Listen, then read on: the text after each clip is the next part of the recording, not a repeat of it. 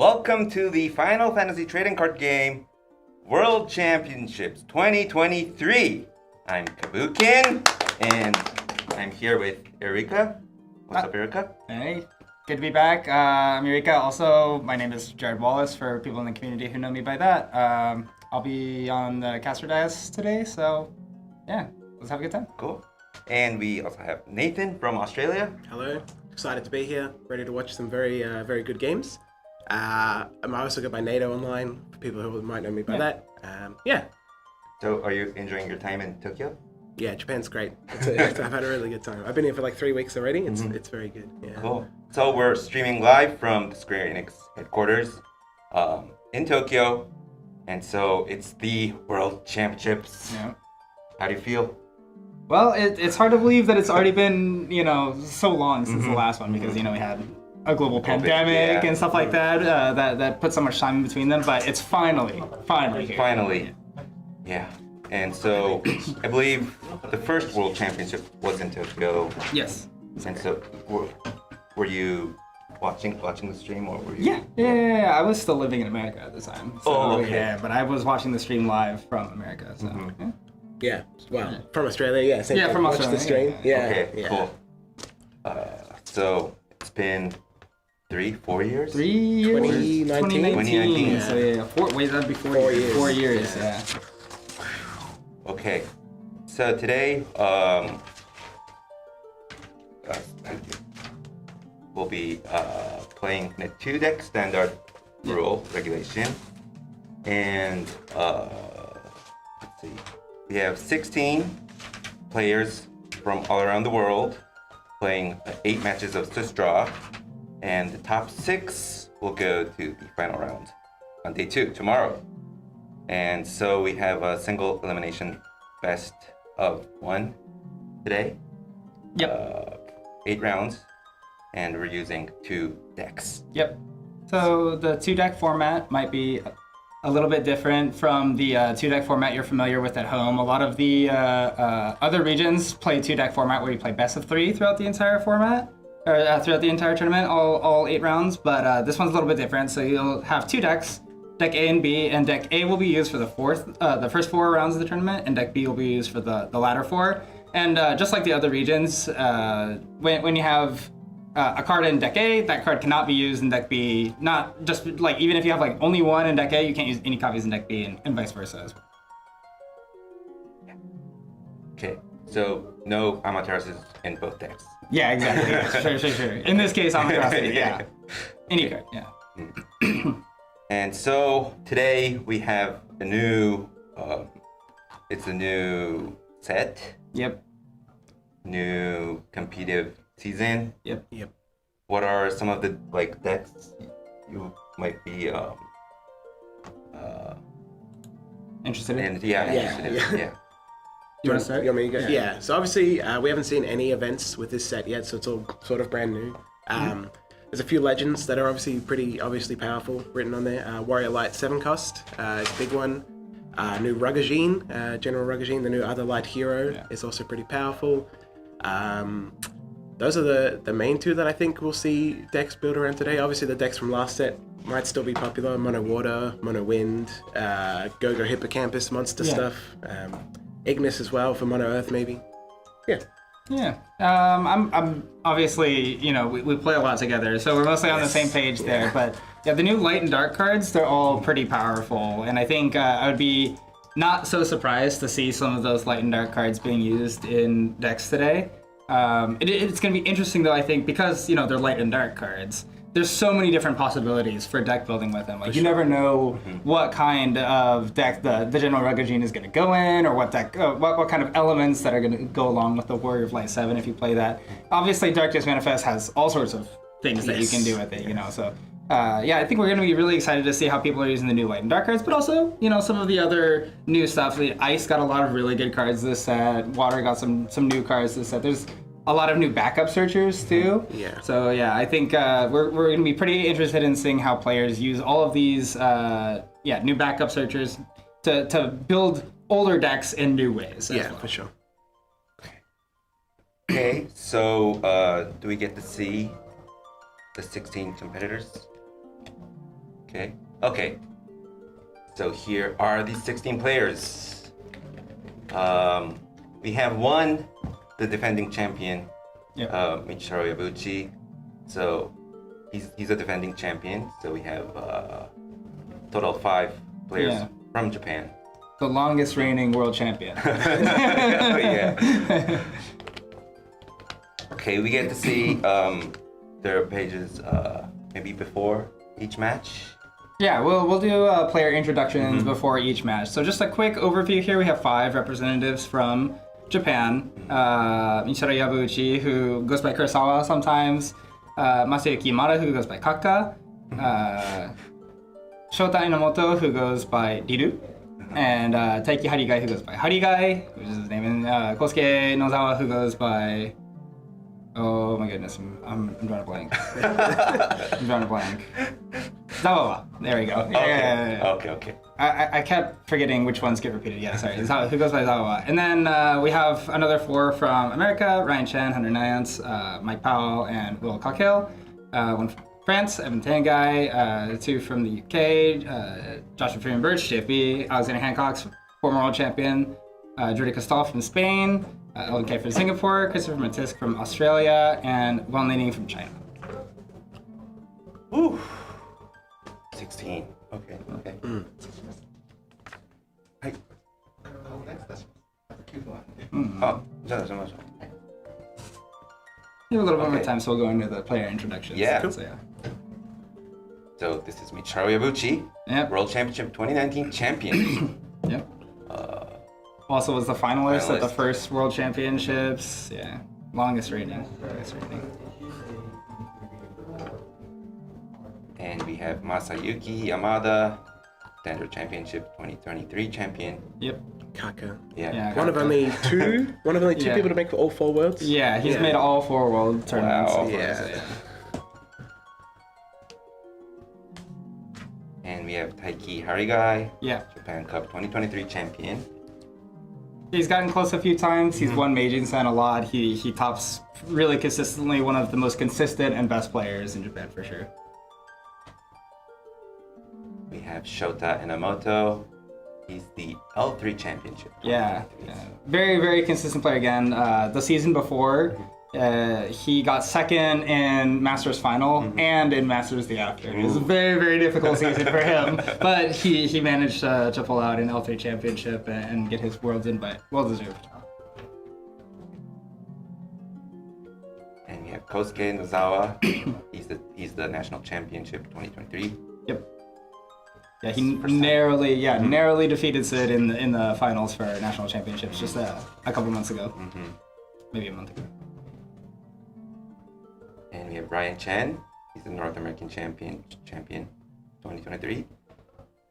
Yeah, so obviously Ryan is reasonably new to Final Fantasy compared to some other players. Won the championship, which is exciting, obviously, to get here. Yeah, So, yeah. Won 2 majors in the year. He's a very, very, very strong player. Yeah. And we have Hunter Nance. He's the finalist. Yeah, so he came second at the North American Championship. I think he's the only NA player to have made top 8 at a Worlds, so that's something to hang his hat on. But the best performing so far. Yeah. We have Mike Powell. He came in 3rd. And it's his first time. Yeah. Yep. And we have Will Cogill. I think Will's been playing for, I think he was saying less than 2 years now. Yeah. He's also relatively new to Final Fantasy. Yeah. One of his one of the games that he's a very firm believer in aggro on. I know that, so he's been playing aggro and doing very, very well with it. Obviously, you can see he's made it to the World Championship, so hope to see big things from his aggro list. And we have Vivian. Yes. Yeah, so Evan Tan, guys, he's the only player that didn't qualify like this year or whatever. You know, he actually qualified from before COVID, and finally gets to play like 3 years later in the World Championship that he's been waiting for that whole time. So yeah, bit of a standout there. And we have Joshua Freeman Birch. Yep, JFP, yeah, big champion. So he was the European champion. He's won before. He's done really, really well at World Championships. Obviously, you can see he got top 4 at the last one. Very, very strong player, and he tends to build these really, really crazy decks. You know, that most players just wouldn't be interested in playing outside of that. So, hoping to see really interesting stuff from him again. And we have Alexander Hancock. Yeah. Second person to have made all 4 worlds. Yep. Previous winner. Obviously, he's topped every year. So I think the probably the most at like his average performance at Worlds is probably the best out of any of the players that we have here today. So everybody obviously has really, really big expectations for him going into this one too. So hopefully he can live up to this. And we have Jordi Costal, European Championship. Yep. His first time. Yep, first time. A little bit of a fresh face. I don't know much about him, but hoping to see good things from him. yeah. And we have Alvin K from the Southeast Asian champion. Yeah, I don't know much From about Singapore. him. Yeah. I know they had a similar format to everyone else, so qualifying for a championship, and then he took first place. So interesting to see how Southeast Asian meta lines up with everyone else. Yeah. And we have Christopher Matisse. Yeah, so that's from my country, I guess I can talk about it. Yeah. Been on a hard streak lately. He won nationals last year and this year, as well as our re-race in between.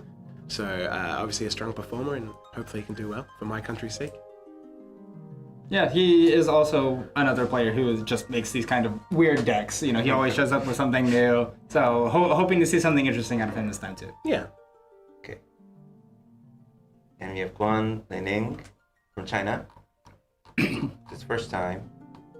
Yeah, there's a bit of a barrier there between you know how much we know about the Chinese community. So obviously, like a total wild card coming to the event, we don't know much about like what his playstyle is or anything like that. But hoping to see really, really good things come from the region. Cool. Yeah, for sure. We don't know. Yeah, we don't have much visibility on what they play there, so it'd be very interesting to see. Yeah. All right, and that brings us to an end of the introduction. We have a few more minutes, so I think I'll go over some things that were being said in chat. There were some questions that whether Opus 21 was legal or not. I'm not sure if we made that totally clear, but yes, Opus 21 is definitely legal.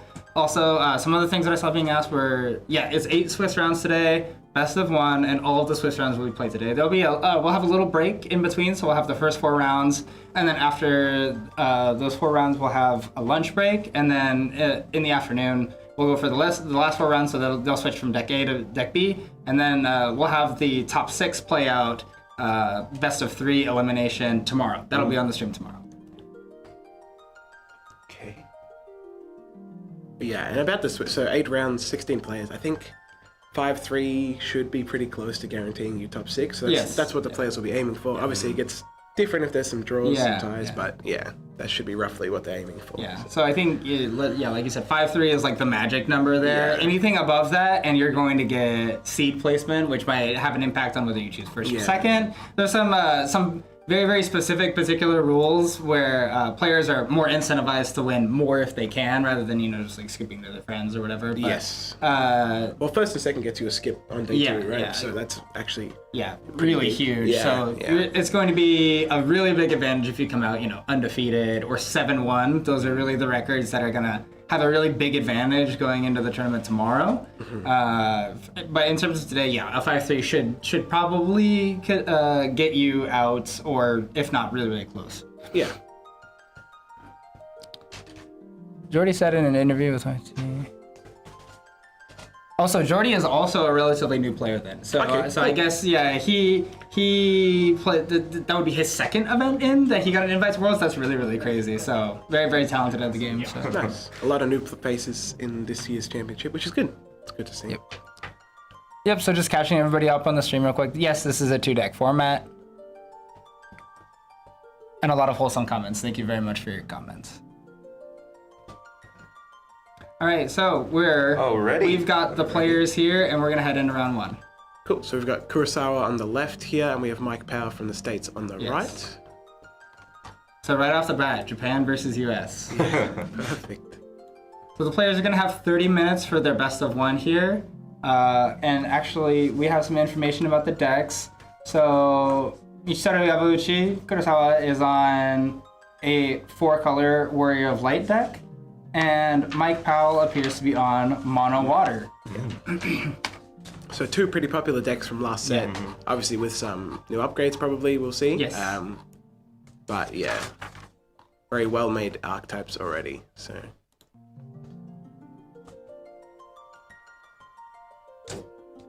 Yeah, so Nathan, tell me about some of the upgrades that you think Wall got this set. so obviously with being the 4 colors that it is, you can play it Darkness Manifest. Obviously this isn't a 7 color wall, so we're really focusing on the backup line building. So Princess Goblin is pretty huge. Right. Because it searches Princess Sarah, which can be fixing any color. It also searches the wall itself if you already have your backups, which is pretty big. King Tycoon, which I can see in his hand there, searches the new Lena, which is another backup line, which also adds to your EX count. So pretty naturally on your backup line in WoW now, your EX can be 13, 14 cards if you want it to be, which is just really good for the type of deck that WoW wants to be. It wants to be setting up, wants to be taking its time. EX has helped that a lot, obviously. It's also playing Edgar, which is an interesting new card. Plays a 2-drop when it enters the battlefield. Really good for curve. So playing that for 4 cards is the same as playing 2 2-drops in this situation. However, Edgar has an active ability later. Could be used to play Zidane.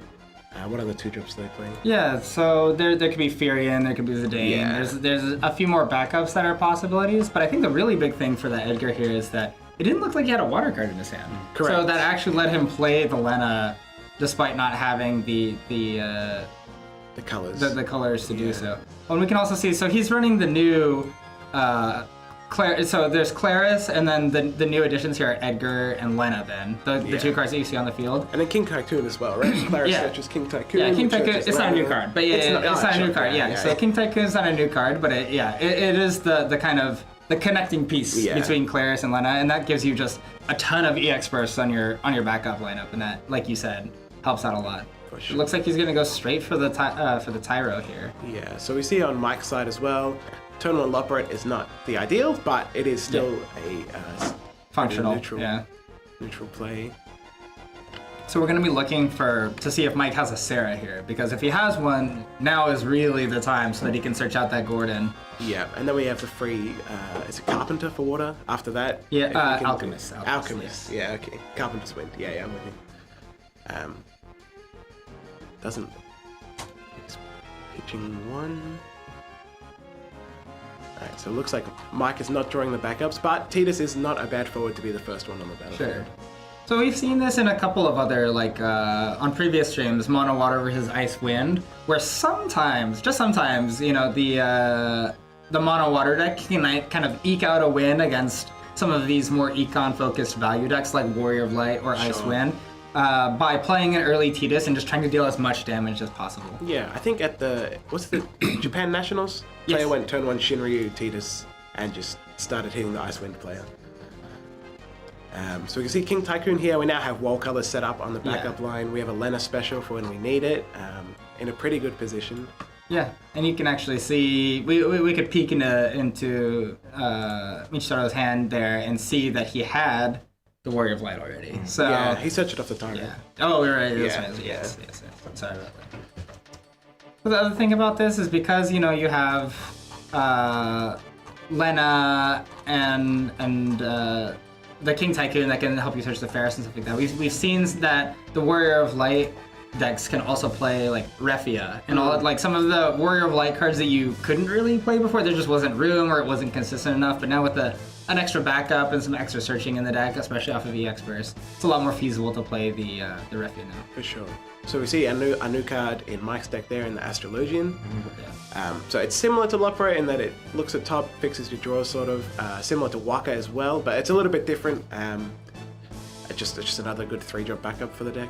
For sure. Yeah. We see that a lot of the cantrip effects that are available in this game, it's kind of like, draw 2, discard 1, or draw 2, put 1 on the back, or look at the top and then draw it and stuff like that. But Astrologian is kind of weird. It lets you put 1 back on top, put 1 in your hand, and put 1 on the bottom. So it's kind of a new kind of cantrip that we haven't really seen in the game before. And I think players are kind of interested in seeing how it matches up against cards like Loporrit. So we can see the Sara into Gordon now. So we have functionally a 3-drop backup for next turn as well. Depending on what we draw, we can play something else maybe. Yep. Expecting to see the Warrior Light here on Kurosawa's side. Yeah. I think he's just making sure that nothing can go particularly wrong here. Maybe considering if he wants to play a backup first. Yeah. We can see that selfie in his hand. Yeah, so we're going for the Warrior of Light. Ideally, follow up. There's a Fearing in hand, which could be a good follow up. Yeah.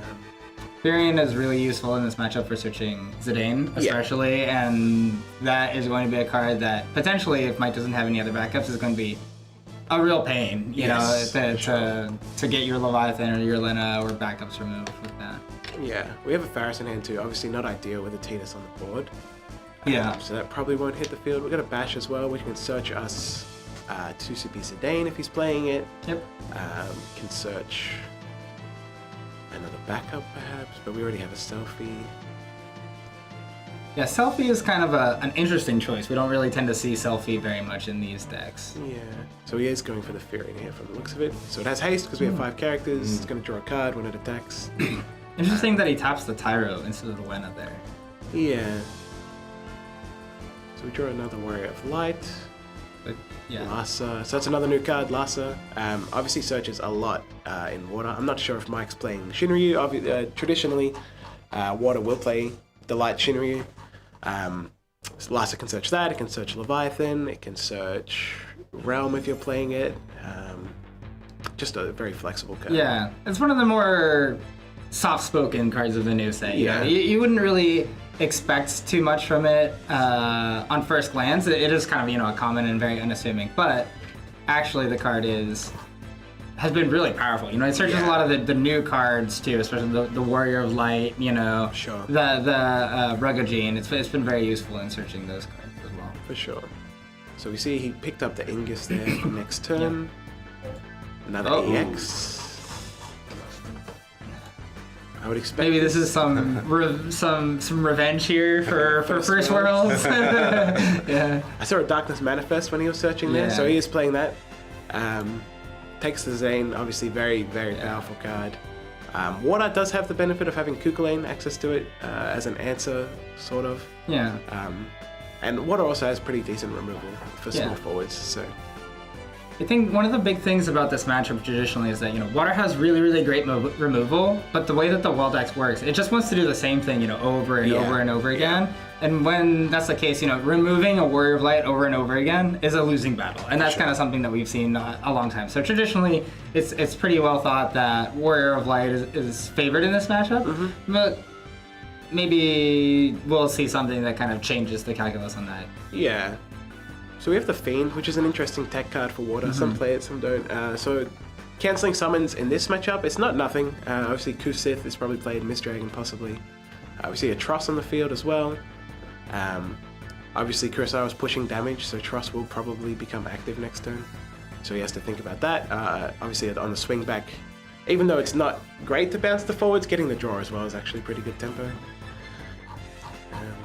Uchi's up to 8 cards in hand with the Experts. I saw a comment here that the Leno was left up for the S ability. I think he just didn't want to. So he had 5 cards in hand at the end of turn, so he would have had to discard. So I think that's why he didn't tap it out. I was just curious that he left the Lena up instead of the Tyro, because the Tyro kind of represents more colors. But maybe, it definitely could have been the S ability. It's possible, for sure. He does have another Lena in hand. He's had that for a while. So we could play anything here, really. There's a lot. Yeah, he's got an Arc in hand. He's got Zidane, obviously. He's got Bash. Maybe he's got some choice paralysis right now. Yeah, there's a lot of cards. Obviously, we still have the Lena, so we could play a Refia. We could play a Stola. I think we're gonna just start with the Zidane and kind of take a look at what's going on. So we do see the Shinryu there. I'd be surprised. Well, Lightning is here is pretty good as well. I think it's one of those two he'll probably take. Yeah. Obviously, Lightning in this matchup is good because it removes the Warrior of Light or the Zidane, which stops Kusith getting it back or whatever the recursion they're playing. Unfortunately, we do kind of see here that because we have the Yabuchi has the Bosch in hand, that removing the Warrior of Light, even if you can, it's just not going to be quick enough against this clock that he's presenting. We also have the third wall in hand. Oh yeah, also we just have the third Warrior of Light in our hand. That's pretty good. Not a bad one. Yeah. Interesting, we also get to see that he's playing Arc as well. So he's not just playing Refia and Ferris. He's actually added some additional Warriors of Light just to try to keep that Refia as. We could see powerful. Kryl there as well. And too. Krill, yeah. Usually when you see the Krill, it's the backup Krill in these decks because it's just really good with the Refia. But here, I think we might actually be getting close to lethal because we know that we have a Lunith in hand. I think we're one haster off of lethal here, but we might just be trying to put him to 5 or 6 and seeing what happens. I think with the Trust being there, it's hard to push. Push lethal. But he's obviously in a very commanding position right now. If Mike draws another Shinryu next turn, maybe. We do get another Zidane attack as well to see the hand. Obviously, Water has some pretty powerful EXs as well, so... Yeah. That being said, he still has 4 cards in hand. Yes. He's going to drop the 5 here off of Zephyrion if he gets to attack with it first, which I think he probably will. Yeah. So we attack with the Mike Fury. here is really on the back foot, really needs an EX burst, just looking to try to get back into this one. His first damage is a Yuna. Not ideal. That's not what you want to see, yeah. Zidane attacks, we can see whatever nuke card he got, so we have a The new card is Tidus, so it's probably Lightning or Leviathan this time. I think you would take Leviathan just because you're so close, but maybe it's just not enough at this point. Yeah. Maybe you just don't want to draw him any closer to, Lena, Leviathan. Yeah, you could just leave it for sure. Leaving it for sure. I don't think we're close to 12 in the bin, but... It doesn't look like it. Yeah. But... But obviously we draw 2, we Trust attack, we could possibly draw another one. Yeah, so he leaves it, which is reasonable. Another damage. There's the Shinryu, so we won't see an S this game, so that's unfortunate for Mike. Not much to be done about that. Yeah. Another damage. Leviathan as well. Not looking good for Mike from here. Yeah, so he can swing with the Arc too. Yeah, so Ingus gave Arc Haste, yeah, cool. Yeah. And all of his forwards are actually getting plus 2,000 from, So, So it's a -8s. That will kill the Furion or the Lunith, but nothing else. Yeah. Yeah. So he chooses Furion. Makes sense, obviously. That's fine. It's already drawn 2 cards, kind of thing. But... Yeah. Mike would need a pretty impressive draw here, but... Yeah. The game isn't over. It's not over, Yeah. but yes, very commanding position. Also, that Edgar just staring, if you kill the Zidane, another Zidane one. can come back down at any time. It's very difficult. He has the Astrologian active as well to really dig for something. Also adds 2 cards. Yeah, so you have the Loprid and the Astrologian. It's not impossible to resolve a Lena for Leviathan here. Yeah. It just seems very difficult to win even after you do that at this point, So a Leviathan would bounce, kill 2 forwards. You could bounce the Warrior of Light and the Arc maybe, and then kill the Lunith and the Zidane. Yeah. And you'll get a draw off the Tross too. Yeah, certainly a high Leviathan is position. definitely the best draw for him right now. Oh, but it looks like we're committing to... Oh, I think I saw a Leviathan actually. But maybe we just don't want to hard cast it. Let's start with the Lightning. So we can do Lightning and Leviathan, I think. If he has 3 cards plus the Leviathan in the hand, then yeah. So we're targeting the wall, which makes sense. 5K We're just on the thinking way about, out. if it matters at all, and I don't think it matters, but he's just going to do it just to be sure. So we had a little question in the chat a second ago about Loprit being whether it should be in the bin or not, and somebody else mentioned it, but that was just drawing off of Gordon. He didn't draw off Loprit, so that's fine. Yeah. We're gonna bounce the Lunith and the Lena. Oh, interesting. I figured we would have bounced the Tyro, but maybe it's. I think he knows he has the Lena. Yeah. Or maybe it's just like I don't want to get Zidane again, kind of thing. Yeah, for sure. Did he draw? He did. Yeah, cool. So he's got the draw off of Tross. He attacks with Tidus. Yeah. There's definitely a shot here left. Oh, and that's another EX burst. I think it's a less impactful one, but it is still adding to our hand count. Right? He has one more King Tycoon left in the deck. Yeah. Interesting. I guess another big draw for Kurosawa here might be the if he drew the Darkness Manifest at this point, because then you have to remove the Darkness Manifest, or you take the point of damage. You literally just take the point of damage and die. So. But yeah, there is a lethal threat here on the board. We can still attack with Tross. He opts not to. I think he wants to hold it back as a blocker for Zidane here, is the line of thinking there. It's also a blocker that dodges any removal for the most part. So we draw Refia and Leviathan here. So we have Faris Ingus, which does a lot here, obviously. Faris Lunith, sorry. Faris also searches, so we could theoretically... We can't play Wall anymore, we don't have Wall colors. So that's another reason to bounce to Lena. Yeah. Obviously Tara would have done the same thing, but he can't cast a Wall off our current backups, which is something. We can go Faris, Refia, Lunith, and that would probably push lethal. Well, no, we still only have one attacker. Well, we had somebody point out a mistake, so これ一応多分もう時間経過してますが、一応アーシュの EX バースの時にレナがここにいて、でそれ強制なんですよね。一応使えた方が。Okay, we've got the judge there, but yeah, I'm not sure that anything will get reversed at this time, but yeah, we've got someone on the situation. Don't worry about it too much.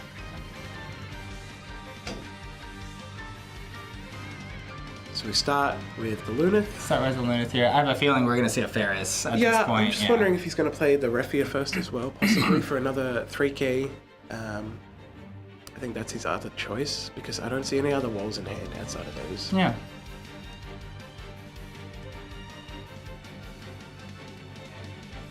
I think we also have Warrior of Light, but we can't play that one.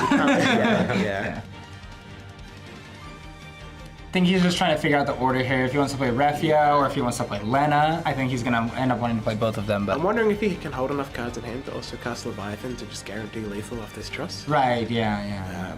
Because obviously he can clear the board with 3 walls, Yeah. and then a Faris attack would be enough to kill everything, and without touching the Tidus, which is important as well. All right, so we've got some judges there. They're gonna get that sorted out. I wouldn't worry about it too much. The Lena draw. The Lena draw, Yeah, cool. Okay, so he's just drawn an extra card. It is the Darkness Manifest, which is something. That is. Obviously, that doesn't represent anything this turn particularly, but if he puts it on the field at the end of this turn, it puts the... It is an extra thing, so yeah, actually, I think that might be the least relevant draw, but yes, also.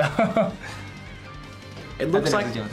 Yeah, it looks like he's trying to do Lethal Math here, seeing if he has it. Yeah. A dark card doesn't help the Lethal Math this turn, obviously. Yeah. But he has the 4 colors in bin easily, so he can cast it for 2 if he chooses to. And obviously it's on leave field as well, so it's not like Griever, like from the new set, where if you bounce it, you don't have to deal with the exit ability. Darkness will still break something. So we're getting rid of the Leviathan for the Lena. Okay. Yeah. I think this means he's going to play the Refia first, and then maybe do the Ferris and in second main phase, or maybe he's just gonna go for it. Yeah, it looks like he's just going for it now. So I think we're gonna put the lightning on bottom and just straight up kill the Leviathan. It probably seems like the course of play here. Well, we also have the Lunith, Lunith, right? So we can give Faris haste and kill them both. Yeah, well, you'd have to trade with the Tross, but yeah. Yeah. We're stacking our Ferris triggers here. I think he's certainly killing Leviathan here. Yeah, he does. Yeah. Makes a lot of sense. Searches Arc from the deck as well, from the damage 3 ability.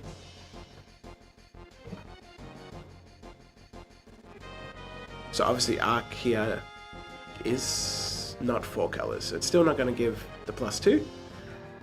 But it is obviously a powerful card. We can find possibly removal for the Truss. Oh, he's actually just going to keep going here then. Yeah. So we have a Leviathan there, but we can't afford to cast it. So he takes Kukulane. Obviously just a very powerful card. Especially against water if he tries to play Leviathan again next turn. So I think from here we move to attacks. Kill Lightning. Or we can kill Lightning first. And then we still have 4 Warriors of Light up to kill Truss. Yep. Well, he just activated instead of using the ability. Okay. Well, okay, yeah, this works actually. This still has 4. It's fine. So actually, this is better. Sorry. Yeah. I don't even know what I was thinking. Yeah. Well, this doesn't draw a card, but yeah, that's the only difference. So that gets under, and that's game. Yep. There you go. There it is. Yeah. very hard game for Mike there from the beginning.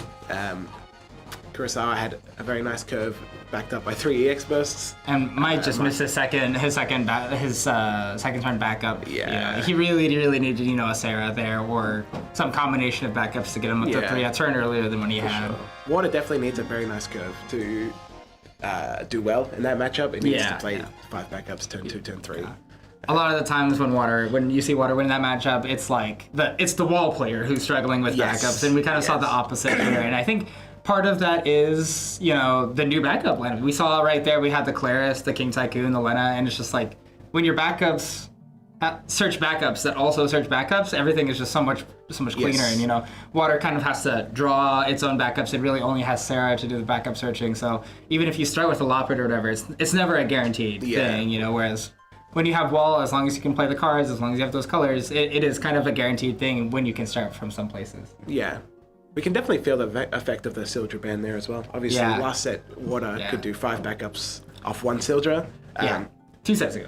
Two sets. Yeah, that's true. 2 sets ago, they could do it off 1 backup. Not so much anymore.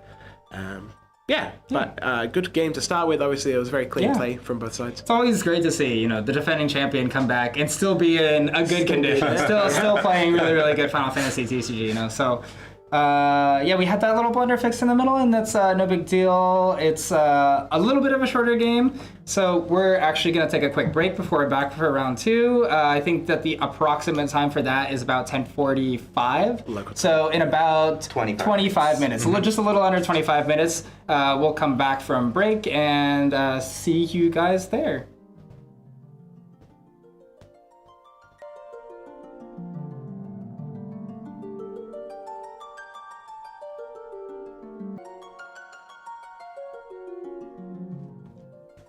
And welcome back to the World Championships 2023 of Final Fantasy Trading Card Game. Today is day 1. We have 8 rounds on Swiss Match, best of 1, and we are on match 2. Yep. Are we ready? Yeah. So I think we'll have the player cams up in just a minute, but just to give you a little sneak preview here, we have Alexander Hancock's former world champion up here against Wilcock Hill, representative from North America. So whenever the ready, we'll have that up. Cool. Oh, awesome. So we can see sort of from Alex is shuffling there too. So Alex is playing a 7-drop Warrior of Light deck. So it's the first time we've seen it on stream today. Plays obviously a lot of 3-drops to make sure it hits that trigger. And Will is playing FF13, which is same deck he used to qualify for Worlds. Obviously, possibly some new cards in there. But a very aggressive deck. Wants to start pretty early with forwards. Wants to start Hope, Vanille, Search of Lightning, and just start hitting. So be interesting to see. Obviously, the tempo of a Warrior of Light is quite a spike compared to what FF13 can bring to the table. So it'll be interesting seeing how Will goes about competing with that. Yeah, so we've got the Warrior of Light up on the screen here. That's a new card from Opus 21. So just to give everybody a little refresher, when you cast it, you reveal the top 5 cards of your deck, and you can take 2 3-drops, backups or forwards or character, I guess, anything, and play them down to you just immediately put them into play. So that's going to be really strong with, obviously, the new Crystal backups or like any 3-drop backups, like Unit Tutors. Then it's also going to be strong with some of the more difficult to play multi-element forwards. Is really where we've seen a lot of those, you know, like the Axe Stars, the Alpha is kind of like a special forward that you can't really cast. You know, these kinds of multi-element cards is really where the Warrior of Light gets most of its power. Yeah. You can see the players are started off here. So we can see the Onion Knight as well in Alex's hand, which is another multi-element as we were talking about. We see Arya here, searches the wall. I would expect Alex to probably pass here because he's going first. He can't cast it. The other really big part of that Warrior of Light here is that S ability, which gives itself and all of your 3-drops protection too, which is part of what really makes this deck so resilient against some of the other stuff. Yes. So obviously being a multi-element deck, like people have tried to cast Arc against it, but the special just making Arc not resolve is very relevant. We see a Fang here, action ability, Hope or Vanille follow-up probably. Vanille. Searching for likely Lightning unless he already has it in hand. He might just go for a hope because he thinks that, you know, maybe the Fang comes back. Yeah. So if the Fang comes back, then he's just gonna put it on the table. He's just played it. So this will search the lightning now. Yeah. Or CP for the lightning. Okay, that's all. We've all been here. We've all seen this show before. So I think what's really interesting is watching these two aggressive decks kind of go at each other and see how they play. Because when you have two aggressive decks, it's never just as simple as like who can deal 7 damage first. Correct. It's really about which deck can bring the controlling element to the board here. So there's a lot riding on the 7-drop wall Yeah. right here. A lot of this game will be decided, I think, by this first wall. Yeah. You can see that it's a pretty big advantage here for Alex to get to go first and get his first backup down as well. Yeah. I think that's gonna play out to some pretty big things here at the end. Yeah, we can see Bahamut in hand as well, the crystal one. So if we hit a crystal generator plus anything else here, we have removal for the lightning as well, which is pretty big. Thought I saw a little Amaterasu peeking out here too. So Bahamut is obviously going to be better against the lightning specifically. Axstar is pretty powerful here as well. Oh wow. And Yuzuki. So there's no crystals here, so we can't hold the Bahamut up, but Axstar is gonna put the whole team down. I think they're just checking here on the board. I think he accidentally had an extra card and put that on the bottom. Oh, I see. Because he pulled out the top like 6 or 7 cards of his deck and accidentally put one of them back on the bottom. Yep. But don't worry, we got that fixed. So I would be surprised to see Gilgamesh here, although how many colors we have in? We have 3, so it does have first strike, which is not nothing. But the first attack from the FF13 deck will be at 9k at least, and if Fang has active, it'll be larger than that. So yeah. Nothing that draws a card here too, so we can't cast the Amat either. Yeah, it seems a little awkward here that we have the Gilgamesh, which is usually one of your better hits, but we don't actually have anything to play off of this Axstar, so we can't clear the Vanille or the Fang, which is maybe potentially a little bit awkward, even though we can Dolan Freeze, and the Dolan Freeze is obviously really powerful. We can't actually clear anything out here, which is... Yeah, so that's a decision Alex was making when he was pitching, right? He could have held the Setzer, decided to hold the Fire CP and the Bahamut for the chance of drawing a Crystal Generator. There's many in the deck, most of the backups. Cyan as well. Just deciding here between Yuzuki and the Gilgamesh.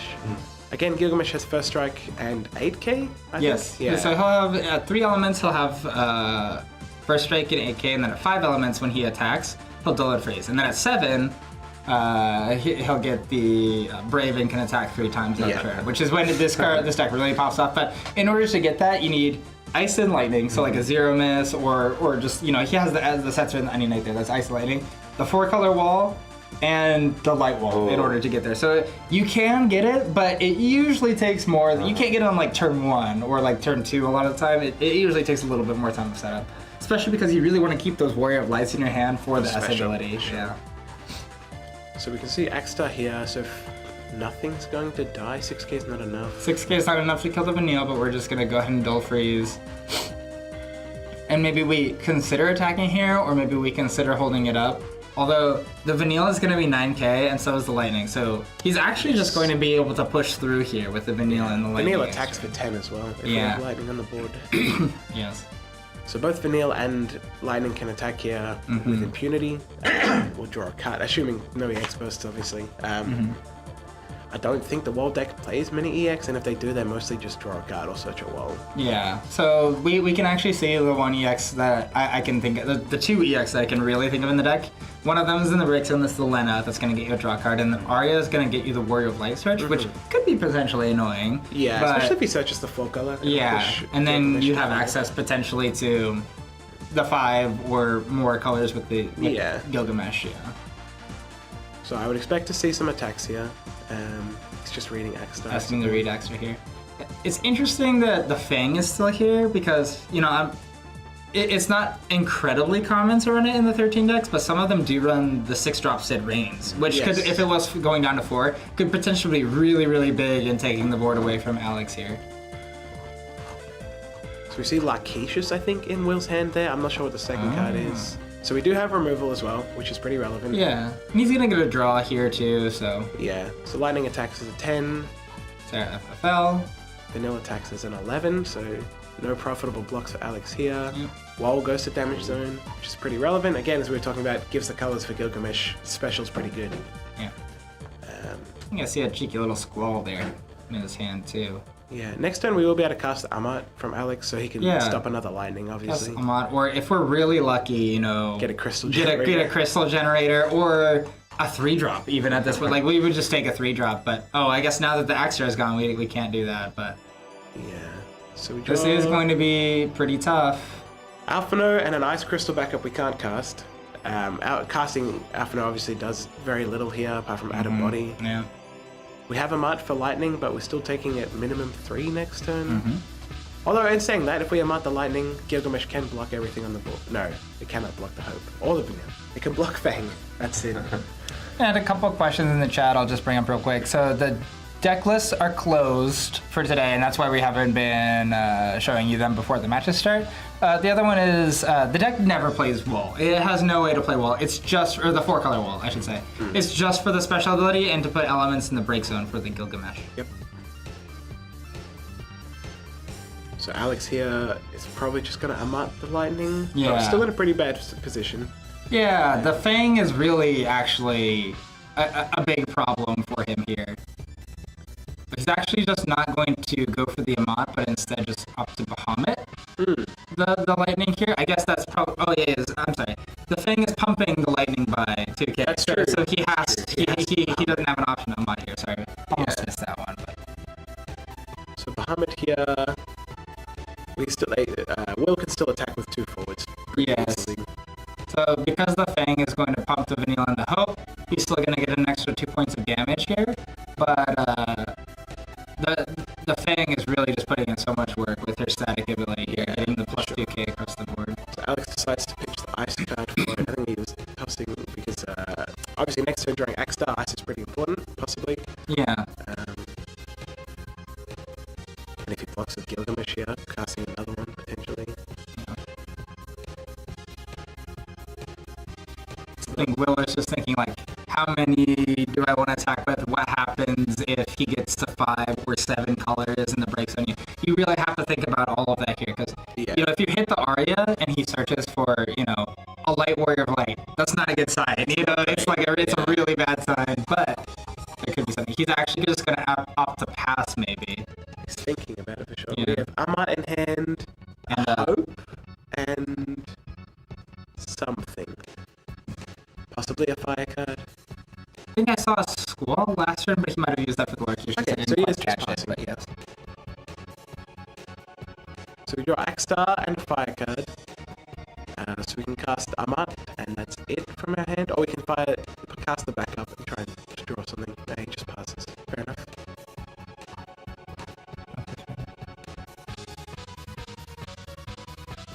なんか音声がなんかちょっと変っていうコメントが出てきてますけど。はい。 So we can see here, Will has drawn, it looks like another Hope. Pitches a Fang, plays another Lightning. Okay. Alright, I might be auto tuned, but we're getting the audio back. Just hold on one sec. Guys are like it. Oh, you can go. Yeah, I guess the audio is really chunky. Okay, fair enough. So Hope attacks Yep, here we'll get it back. for 11k. Again, hard to block. Yeah, Alex could choose to block with Will here for the potential of drawing another one, which Oh, goes to damage zone. So there's only one left in the deck now. Next attack also draws a card. So we see a Vanilla coming in for 11. Again, pretty much unblockable here. Draws a card off the lightning.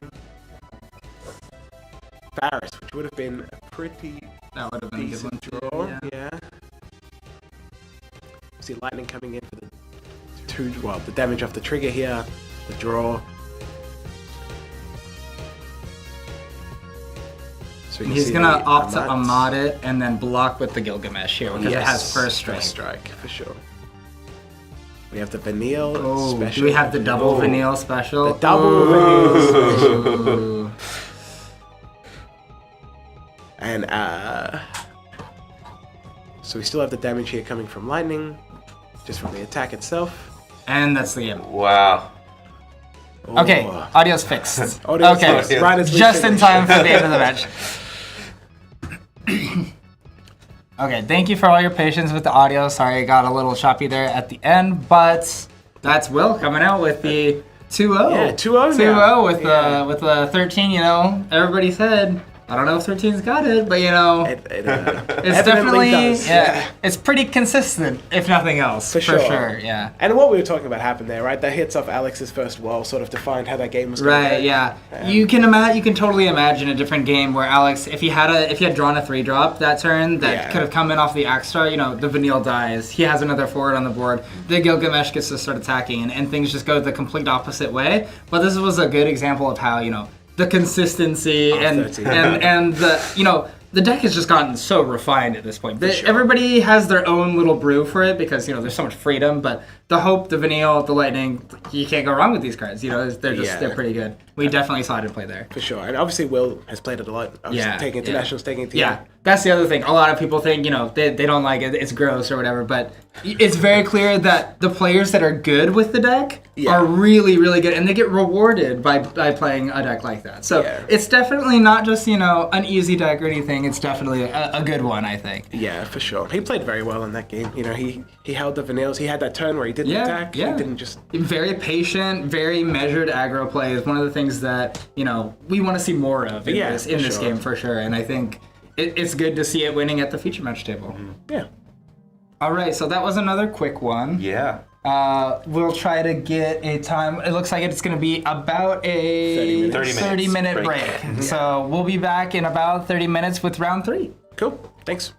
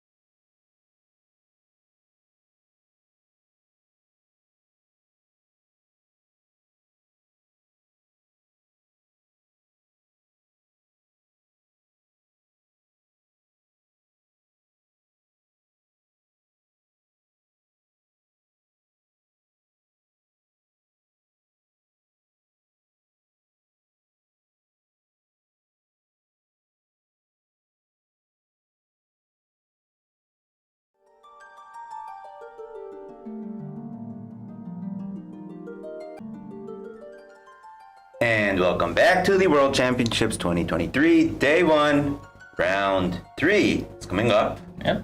And we're going to see Masayuki Yamada versus Evan Tengai. So you'll call Evan Tengai is the player from France, qualified pre-COVID, and he's going to be here with a mono lightning deck, which is his signature strategy. Yep. I think a lot of the players that know him before knew that he was always on the mono lightning, and he's back with it again.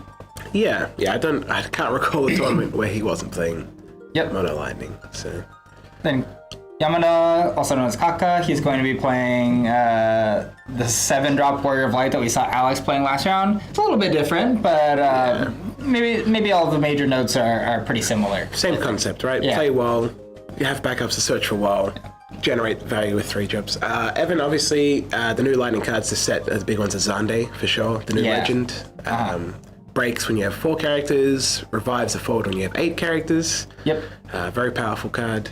Yeah, in terms of new cards, Mono Lightning got that, and it also got the other Mono Art card, the Odin. Yeah. And that's been a pretty big boost to the deck. I think there's been a lot of opinions shared about whether people like the Mono Lightning deck with how it looks after the set, or a lot of players also don't. There's a lot of in between there, and there's always the burden of being the person who's removing the forward, being the person that's playing the forward, and I think that's what we're gonna see in the match here today. Is Kaka Yamada here is going to play a lot of forwards, and it's going to be up to Evan to control the board and kind of get in his damage while removing the other ones. Yeah, for sure. Obviously, both these players are 2-0, so their decks are doing something right. Yeah, obviously pretty good. Yeah. So it looks like Kako rolled higher, I think So. I couldn't quite make out, but I saw 5 from Kaka. See a and straight he's mulligan. Yeah, he's a straight mulligan. I think Evan has as well. Yep. Both players mulliganing. That means something a lot more serious for Kaka, maybe, than it does for Evan. As the control of the Mono Lightning, all you're looking for is those opening backups and a bit of early interaction. Oh, but it looks like Evan took the first turn. Okay. So we've seen Kaka's hand, we have Aria, so he could potentially play a wall as early as first turn. See Evan here, ideally he wants to open President Shinra, probably. Or Ricard, same thing. If he hits a backup at least. Hit the Weaver here. Rugged Gene, which is actually pretty interesting as a Mono Lightning. Yeah. That'll be another new addition from this set that kind of gives just a little extra pushing power to that deck, Yeah, very good pressure forward for sure. So now we see the Shinra searching either Reno or Rude. Likely Reno. It is, yeah, cool.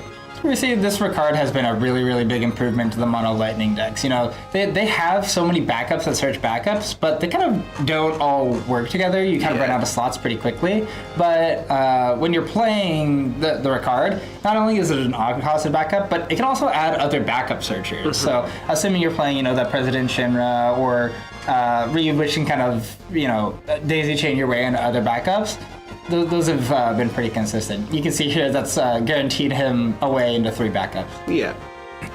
So we see here Kaka going for the Sarah, so we search wall plus.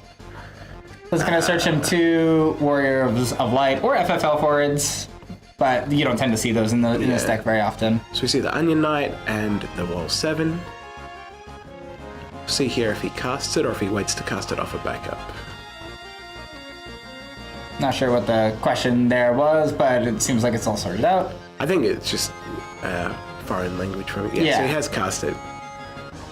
So because we have the Warrior of Light, and it looks like we have Lightning, we might not have Ice yet, but we have at least 5 elements. Yeah, so we have to Lena here with no crystals, so that's not Yeah, not ideal to not get a backup here. Probably just take the Ferris. Yeah. So Kaka's take on the Warrior of Light strategy is that you really want to hit like 1 forward and 1 backup. That's really where you kind of hit the sweet spot of value and consistent pressure. The Ferris is kind of not the ideal here. Like Azuramus or like Nimbus, Axstar, Gilgamesh, these kinds of cards that kind of put a little bit of pressure on your opponent that your opponent has to remove. Those are, you want to hit one of those, but then you also want to get that extra value. And here Ferris is not really that extra value. Yeah. Ideally, yeah, he would have seen, or even a Terror or something to attack the hand as well. So we see Evan answer with the LSA into Ishtola, which is obviously a very clean answer to Zeramis. We're gonna kill Ishtola here. Yep. So when the Ferris attacks, it deals 1,000 all, and then he'll get 2 triggers off of the Ferris, and that'll kill the Y'shtola here. Yep. So even though both players are moving pretty fast, but Evan had, first of all, he had the thing that he was looking for. He had the LSA into the Y'shtola. He didn't have to play a Grahatia or anything in order to get the ball rolling. And now he is under a little bit of damage pressure, but Kaka Yamada does not have like a zero miss or a nim miss or something that kind of gets continuous economic and or damage pressure on his backups. And that means Evan maybe a little bit ahead here, maybe not, just depends on how many cards. I think he's got 3 cards left in his hand. He's just thinking about which one of the backups he wants to play. I definitely think Faris here, representing removal, every attack is pretty relevant. Yeah, it makes it hard for Evan to keep anything on the board, especially if we draw an Onion Knight or another Warrior of Light and we start doing upwards of 10k. Actually, we do have another Onion Knight here, but that would be the second Onion Knight. It's a little bit awkward, but Onion Knight with its other ability is actually pretty relevant here, all things considered. Yeah, it's very durable forward, comes back, obviously. We might see Kaka play a backup here, or he's just gonna go straight for the discard. Yes. Good hand pressure. Evan's down to 3 in hand now. Yeah. Has Odin. Interesting, he opted to keep the Onion Knight in hand, but discarded the Zero Miss, which would give him the Fire CP to play it. So I imagine that Evan is just holding up removal here. We'll see. He's what got happens. the Odin in hand. Yeah, you can see he has the Odin in hand. He is a little bit, but an EX burst would be absolutely huge here if we can find it. But gonna opt to go for the Terra first. So it puts him to 6. Grahatia is a very nice hit. Plays the crystal back up for water, gets a crystal, draws a card. If we can draw a wall special here, that would be pretty good at sealing the game.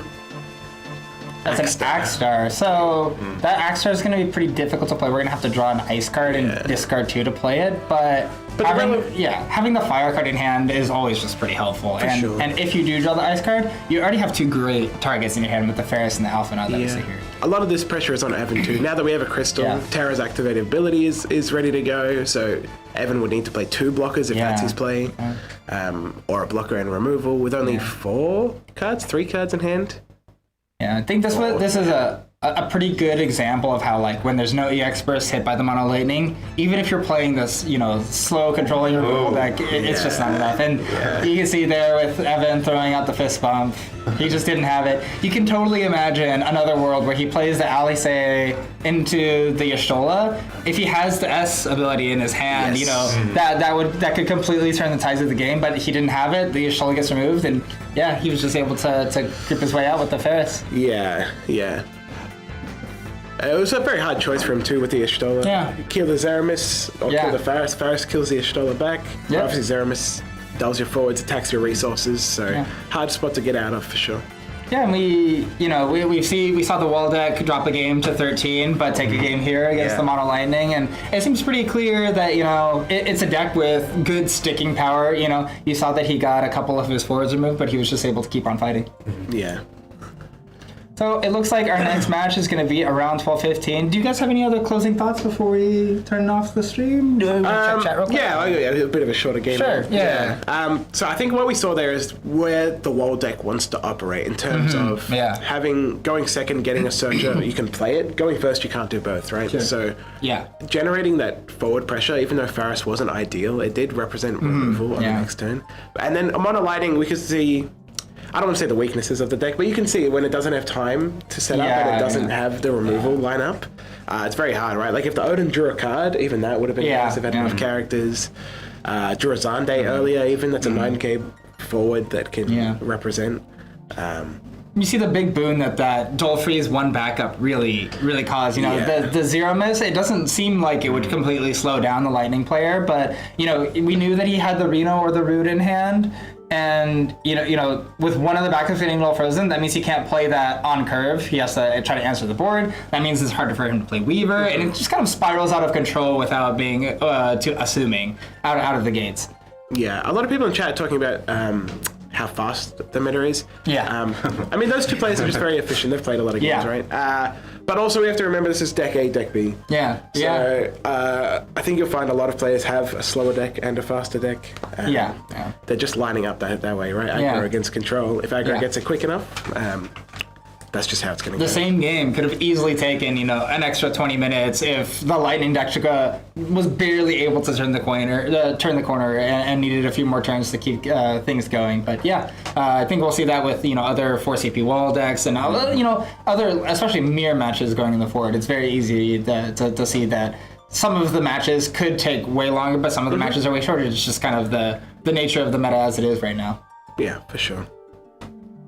All right, well, so our next match will be in about 35 minutes. So, about 12:15. So again, 35 minutes, and we'll be back with round 4. Hopefully, we might have 2 undefeateds. We might switch it up and try to get some new players on the team. We will have that information for you when we get back.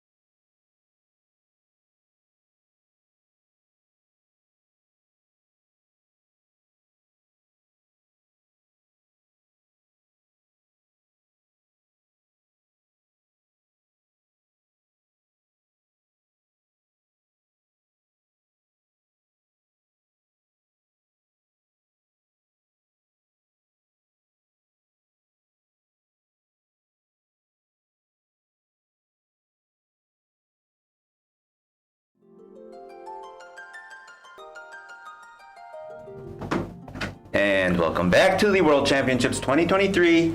We're live streaming from Tokyo Square Enix headquarters, and we are on round 4. All right, so our 2 players are Ryan Chen, who's the North American champion, and Guan Lining, I'm sorry if I butchered the name, but Guan Lining from China as the Chinese champion. So Ryan's going to be on a mono water deck, one that we are very familiar with, and Guan Lining has a mono ice aggro deck, and that's something we are not used to. So I think this should be a good one. Hopefully we get a little bit of a longer match this time, but we'll take whatever we can get. So without further ado, let's head over to the stream cam. Are we ready? Okay. All right, and we got the players here. Cool. Got the new Golbez sleeves. Very nice. Yeah, the Golbez Master sleeves. Yeah. That's Ryan dropping a card. I think this is the first match we've had where both players are wearing hats. That's something. It's also 2 mono decks, which we haven't seen a whole lot of today. Yeah, we saw mono lightning. Yes. And I think that's it we saw for mono decks. We saw a mono water. Oh, sorry, we saw mono water. Definitely haven't seen much ice today outside of the world decks. So, quick spoiler alert here: the mono water is a little different from maybe what we're used to seeing. It's not super different, but mono ice on the other hand. Now that's an archetype we haven't seen in a long time. Long, like 10 opuses. Yeah. So do you want to talk about the mono ice a little bit, maybe? Yeah. So it's built mostly around discard for sure. There's a really heavy discard passage. Grieva and Ultimisha, new cards. Rugagine as well. So ice has a lot of good attack triggers. You're talking about Rufus, Stola, giving Grieva haste as well. Yeah, Blastwell, attack trigger. Rugagine enables all of that, which is very powerful. And also, pressures. New Shiva, I don't know if that's in this list or not. It is? There you go. That is also super powerful in mono ice. Just a recurring dull freeze, especially in an aggressive deck. So we have Lefenian straight up, so that's a very efficient discard to start the game. Yep. If he follows this up with Rufus, any pressure forward. Was that a pass of the turn, or are we just confirming the number of cards? Oh, it looks like we're just confirming. Yeah, Rufus here would be real strong. Oh, Hooray. Okay, so Hooray is kind of an older backup. Yeah. Lets you draw a card if you made your opponent discard the card effects this turn. That is something that Ryan is probably not used to playing against, and not something we're really used to seeing. The card never really took off in mono ice. So, definitely an interesting one, and maybe one of the more powerful starts out of this deck right out the gates. Yeah, seems very, very good. It's almost the equivalent of playing two drop backups, right? Because you're drawing a card, and also they're discarding. So, also, Ryan did not have a particularly fantastic start with the Alchemist, so you really wanted to see, like a Sarah or even a Loppert or something is going to be better than that a lot of the time. Be interesting to see if Ryan wants to empty his hand most turns or just cop the discards and hope to hold his quality cards. I think I can sneak a little peek at another backup in his hand. I think it was a Waka, so maybe we're trying to curve out with a Waka and we just wanted to start with an even costed backup. We have Krista here. This is going to be a random discard. Hopefully this doesn't hit. If this hits the Waka, then it's really bad unfortunate. news. And there's the Waka. And that's going to earn us another draw from the Waray at the end of the turn. Yes. So we have an Ash drawn and a Porum. Porum's not awful in this matchup. Yeah, Porum is actually quite powerful in this matchup, but we really wanted that backup. Yeah. So he has Tonberry in hand as well. Yeah. Has just chosen to pass. Yeah. So now any Rugagines or Rufus attacks, Lastwell, can all be turned off. The Obviously, ice. the biggest one that we're probably looking to turn off is Y'shtola going forward in the match. So this is kind of the opposite of how Mono Water wants the match to start. A lot of non-forward discard pressure, some advantage being generated by the representative from China here, Guanling. And that's just not something that Water is very good at fighting against. It's better at killing the forwards when they come out early with Lightning, dealing with them with Porum, like that. And not only that, but, kind of a backup break here. Yeah. So see where we go from here. I would be surprised if we don't have another discard outlet. There's a lot of discard in the deck. Yeah. This is definitely an aggro deck, but it's interesting that he's kind of taken this mid-range approach to it with the Lufenian and the Waray. I would be very surprised if he had a ton of backups in the deck, but he's done a really good job of playing the cards that are good against Mono Water. For sure. So obviously, killing Porum in ice is pretty hard outside of Y'shtola, and obviously he can stop Y'shtola. Yeah. So, be interesting to see how he plans to deal with it, especially once it gets 3 counters. It'll start making attacks really difficult. Yep. Nagmalata here. Scale Toad, perhaps. I'm not sure what other monsters are in here. We have a Krista, so yeah, Scale Toad is going to be, and this is going to be really, really hard for Ryan to remove. You know, water is not good at dealing with monsters, especially, and just, you know, all of these monsters. It's Leviathan or nothing. Yeah. And the Nagmalata here, kind of a card that we see pop up every now and again. It's not super popular, but searching Scale Toad is obviously really powerful. It's been used in decks like Icewind as well to search Atomos, and you know, whenever a card says search, you can be pretty sure that it's got some niche at least. Yeah. I think especially odd backups when you're playing Lethenians are pretty powerful. So we have Tonberry here. Trying to get down to not discard the Toad, or he's going to hold a pretty large hand. Blue Worm. This is going to be an interesting change from the normal calculus. It's like Ryan is just being forced to play monsters out here and discarding down to the Scale Toad. If it were you, do you think you would have just attacked with the Porum here? Yeah, I think you do have to put some sort of damage pressure back because you're in a very hard spot. Maybe he's going for holding like 6 monsters up, going for lethal that way. Yeah, maybe. I think a judge was just confirming that Scale Toad was discarded too, which it was.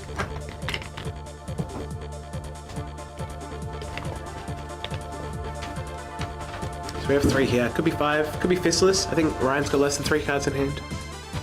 Yeah. From the looks of it. I believe he has 2 cards in his hand at this point. Fistless would be one of the better ways to get some draw pressure out of this, and perhaps use the Fistless special ability. Yeah, to get rid of this Porum. To get rid of this Porum, because this Porum, even if it's not particularly threatening, it will be really, really annoying for the Ice player to deal with going forward. Yeah. It looks like Ryan is just using the ability to get rid of draw the S. Fistless here. Yeah. So this does also present the issue of next turn if we play an Ishtola, you can't blank them both, right? Yeah, so yeah. You're either getting one attack or the other one. So Krista's a forward here, attacks. Yeah, that's a backup that we wanted to draw. Yeah. So we have Glaciella now in hand, which is not nothing. Glaciella, looks like we drew a Sarah here, so we're actually gonna get some cards back. I think we're gonna go Sarah, and then Gordon and get our 1 card in hand, and then if he tries to force us to discard next turn, we can activate the Tonberry. Yep. So we can actually play around some of the discard effects here. Maybe there won't be any draws from Array. However, that Fistless is gonna get out of control really, really fast. So Porum's kind of tied down right here. So if one has a Y'shtola or anything, and he can kind of overload the Porum here, he's gonna have a pretty good time, I think. For sure. So Porum's on 3 now, which means Fistless can't really attack ever until we have something else on board threatening. Yeah, I guess the other big thing here is that the Porum is on 3 counters now. So now, as you said, the Fistless is gonna have a hard time attacking. But also, if we blank the Fistless and then he decides to attack with his Y'shtola, he will get the damage in, but we'll get a trade on the Tonberry at least. So.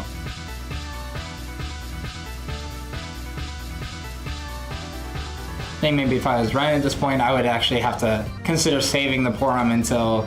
Oh. Well. He's gonna activate Tonberry here, probably. Yeah. He's gonna activate Tonberry here in response to the Fistless Premium Bullet here. So the thing about this Fistless is that it is actually just one of the best specials in the game. You know, not only do you get a 10k nuke against one of your opponent's boards, you also get a discard there. So the discard doesn't resolve, so he won't draw a card off Array at the end. But it did get rid of that last Ash in Ryan's hand, which could have been one of the ways that you kind of find a way out of it. All 3 Ash are in the bin now. Not gonna hit him on EX, not gonna draw the meta. All 3 Ash, and I think no Leviathan as well, which is going to be pretty big for the prospects of, you know, a future Lena Leviathan turning this game around. The upside is we do have 12 water in the deck. Well, there's Regagine. There's Regagine. So now people the forwards can attack because they'll have first strike. Obviously, Tonberry won't get damage to them. Fistless has been reduced to 1k here, though. I kind of hope that Guan is tracking that, but the Fistless has been reduced to 1k, so it will just die suicide directly into the blue worm if it does choose to attack, even if he gives it all of the keywords. I think he's giving it to Krista here, just to get 2 attacks in without Tonberry affecting it. Sarah off the top. Krista comes in, Brave. Yuna. Ryan really needed an EX burst there if he could. Yeah, so Guan's in a very good position here. Yeah. We have 12 in the bin, so we can, if we draw exactly Lena Levy, we can cast it. We have Glaciella. Glaciella, this is not a bad one because, you know, the Rugagine and the Krista are going to continue dealing damage to you, but what really kills you in these positions is, you know, the Fistless, the drawing extra cards and stuff like that, so. Yeah, we can only kill 1 here, especially if a Rufus comes down now. We're in a pretty bad spot. Yeah. So I think Ryan's going to use the Glaciella on the Fistless this turn, and then we're just going to end up taking 2 points of damage. Yeah. We can't do both Tonberry and Glaciella either, so that puts us in a pretty hard position. But from Guan's point of view, this is exactly what he wants, right? Low cards, low resources, his attacks haven't hit EX. Yeah. So... And at any point, you know, drawing a Yashola or the Haste Lightning and stuff like that, those extra damage pressure, it's getting to the point where Ryan's really got to hit an EX burst or he could die at any point. Yeah. Like even Lastwell here too, like getting Haste with the Rugagine. So we've just gone to combat, so there's no forward in hand. Fistless dies. So if he turns on Krista here, there is the risk of Levy 6 cost. Yeah. Can get rid of 2 forwards.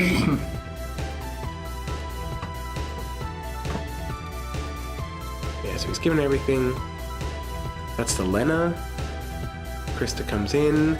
That's the Tonberry. So we're not, Ryan's not out of it from here, but he's in a really pretty bad far position. behind, Yeah. It would have been really helpful to get a Levy 9 into the bin a little bit earlier. Maybe then we could potentially think about top decking Lena, something like that. But I think without it, it's going to be pretty tough. No more crystals left either if we had some other crystal generator. Maybe a Realm off the top could potentially be an avenue to get back. Looks like we have another Fistless. Wow. Gonna get Dull Freeze on the Tonberry. And draw a card.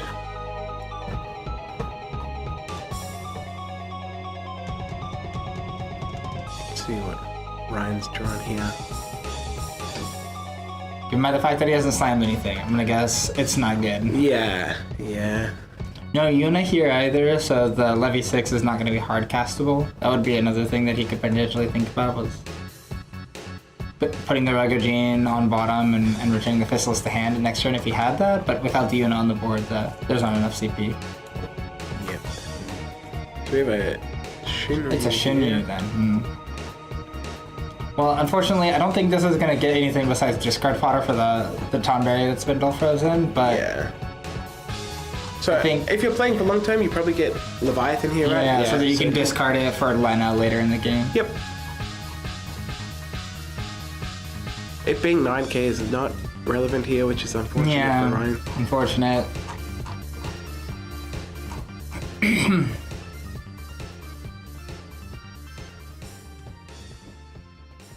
I think we're gonna have to see like a six drop Levy burst here in order to get the Ryan back into the game. I think barring that, Juan is in just such a commanding position, you know. Yeah, especially with the Rugagine here now too. Any forward is just another forward pressure. Especially like a Rufus or whatever, it would just be completely devastating. Yeah. Can't see what he has. He does a good job of hiding his hand. Yeah. I think his forward count is probably pretty high though, so I'd be surprised if he doesn't have something. Obviously, last turn the only forward he had was the second Fistless. Yeah, or maybe the second and third even. I don't know, but yeah. No, one's in the bin from the special, right? So, Or so when he played it the first time. Right. Yeah, I'm with you. I think a Lightning will do it here. Shantoto will do it here. Rufus, Y'shtola, Ultimecia. There's a lot. There's a lot of cards. There's a lot of cards that it could have been. But it looks like he might be moving to combat, so possibly he's only got backups or same names. Yeah, or maybe he's got a summon or same name card. could easily imagine in the spot if he can't play anything, it's like, well, maybe he's got like 2 more Regagees Yeah, in his hand or exactly, something right? exactly Yeah. like that in his hand. But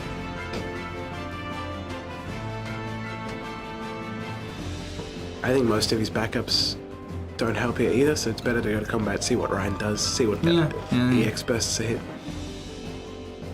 he's just gonna go ahead and give it up immediately so that he doesn't lose it to the Fistless, Yep. which is fine. I think the Ragagine just target Fistless with everything. Yeah.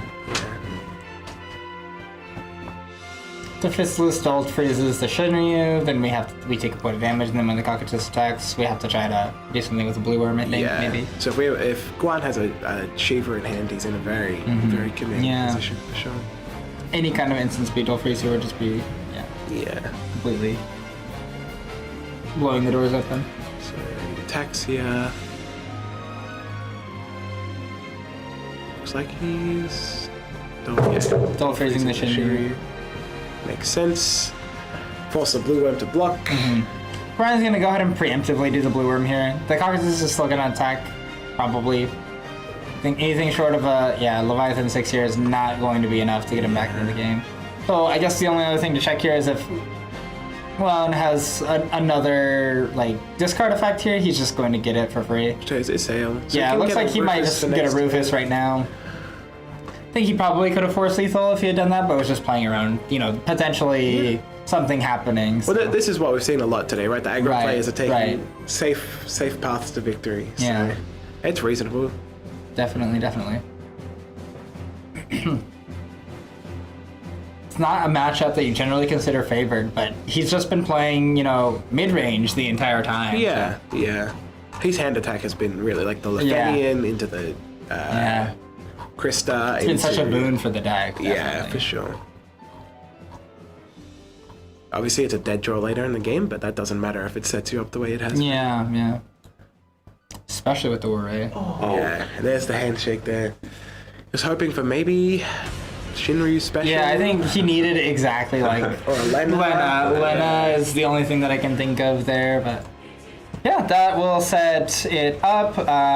Definitely some tight play from the Mono Ice. It's not really a matchup you expect them to win in the first place, but also to have all the tools to win. Yeah, for sure. It's definitely a deck where it's kind of strapped thin by the requirements it has for playing 3 of the Rufus, playing 3 of the Regagine. You don't tend to see all of these Cockatrice, Scale Toad, Dogmalata, a ton of backups that kind of help support it. Warray, stuff like that. Yeah. But just like he found the combination of cards that he needed to beat Water, and he played them, and it really just as simple as that. So maybe some bad luck on Ryan from that early backup. The Caucasus getting rid of the Waka, I think, was kind of a really, really big turning point. But he might not have gotten it later at any rate. So just unfortunate for Ryan, but really, really, really well played by our Chinese representative here. Yeah, definitely good to see how they play as well. Like, very clean play. Like we said, sort of safe, right? Didn't go for the first play. Yeah, it's easy to imagine a player who would have just slammed everything on the table and hit for lethal and then not doing it. But he's very, very patient, very measured, and it's great to see some of that play out of a region we don't get to see too often. Yeah, for sure. Yeah. Bit of a longer game too, which is nice. Yeah, it was a little bit longer. We had some more measured play there, so. Okay, I think we are going to have a lunch break, and we'll be back at around 2 p.m. JST. So it's going to be, for those of you who that's difficult to math out, that's about an hour and a half now. So at around 2 p.m. JST, we will see you here. And it's worth noting too. Sorry, Go ahead. Deck B after the lunch break. Oh yes. Sorry. Yeah, I forgot to mention. Yes. So all the players will be switching from their A deck to their B deck for the later rounds. We'll go over that a little bit more just once more for people who had missed the beginning of the stream at the start of the next one. So yeah. Anyways, thank you. We will see you here.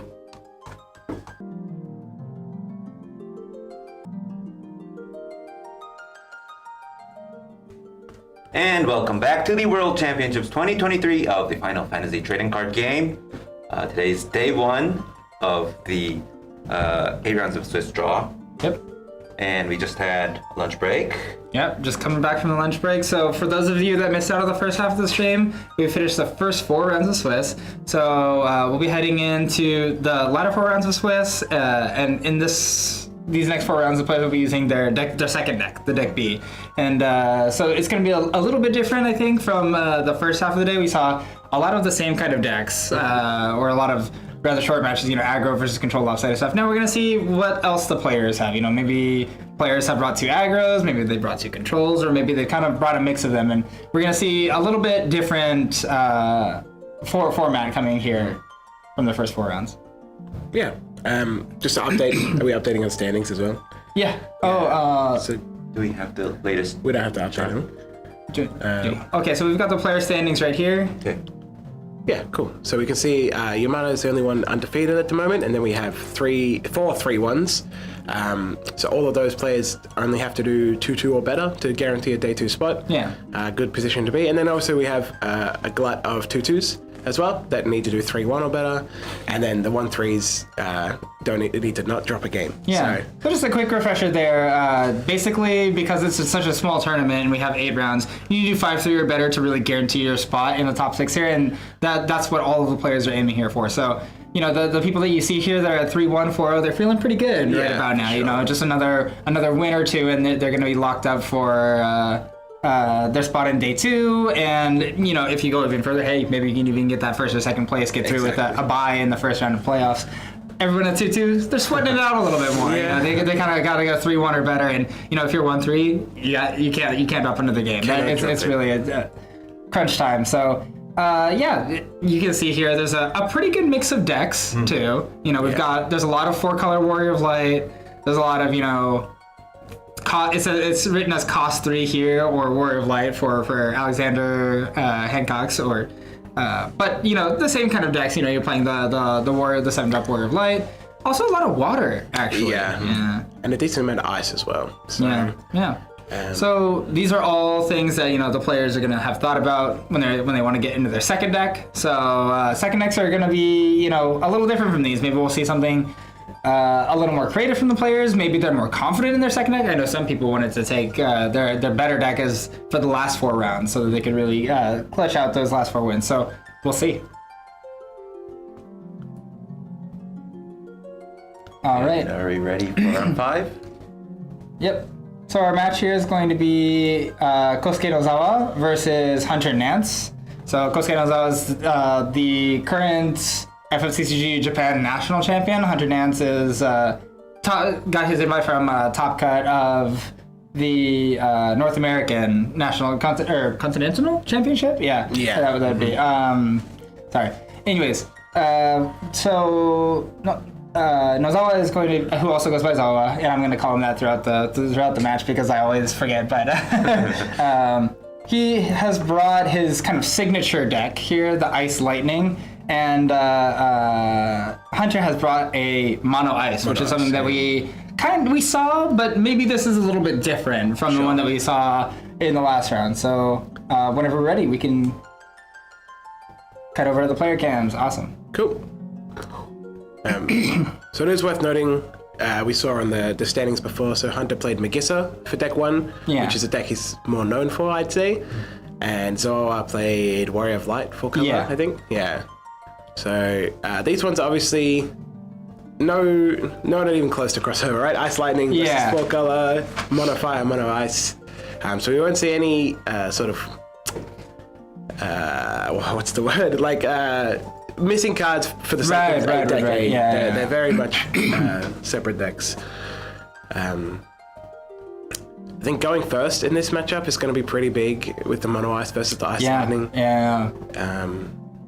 I think the Mono Ice is very forward based, very forward attack, triggers, that sort of stuff, Rugagine. Yeah. Whereas the Ice Lightning obviously is the classic Ice Lightning, your Sephiroths, he plays Weiss Nero, I assume. He's got the restrictor Nero Weiss. Yeah. Yeah, it's Ice Lightning's kind of tried and true at this point. It's very much a safe, well-tested deck. There's a lot of backup searching. You have President Shinra. that can search for Cisne, but also can get, your Rufus and stuff like those kind of key cards. You have Restrictor for Nero, which gets you your Ice and Lightning and then into Ice. You have Reeve to get Kaseth, and also goes into Vincent. All of these cards have EX bursts, as you might have noticed. So it is potentially difficult as a mono Ice player to kind of really nail down the Ice Lightning onto 0 cards, because you're both kind of playing the same game here, right? Yeah. But the Ice Lightning tends to have more EX bursts than you do. Yeah, obviously Hunter has the benefit of color consistency, right? He's playing mono Ice. He's going to be able to play his cards. I think most of his cards will be 4 or less, so once he's on 2 backups, he can play anything he top decks. So in terms of discard, it should be okay. Yeah. That's definitely a big advantage there, and also, Hunter's arguably got the more powerful end of it. We talk about these powerful multi-element cards like Sephiroth and Lightning. They are very powerful, but also, being mono comes with a lot of benefits. Like you said, there is the tempo and the speed, but there's also, Lufenian is just a card that you cannot fit in your Ice Lightning backup. And when you're going first, it is a really big advantage to be able to play these. Yeah. So it looks like maybe Zawa has gone first, or maybe he's considering his mulligan. I'm not sure. Looks like Hunter's keeping. Looks like Hunter's decided to go first. So, yeah, I would already, if it had a little advantage meter, I would already push it a little bit towards Hunter. That's just kind of how it works. Starting with the Rufus. Starting with the Rufus. So if we follow this up with the Rug, it's a pretty daunting start.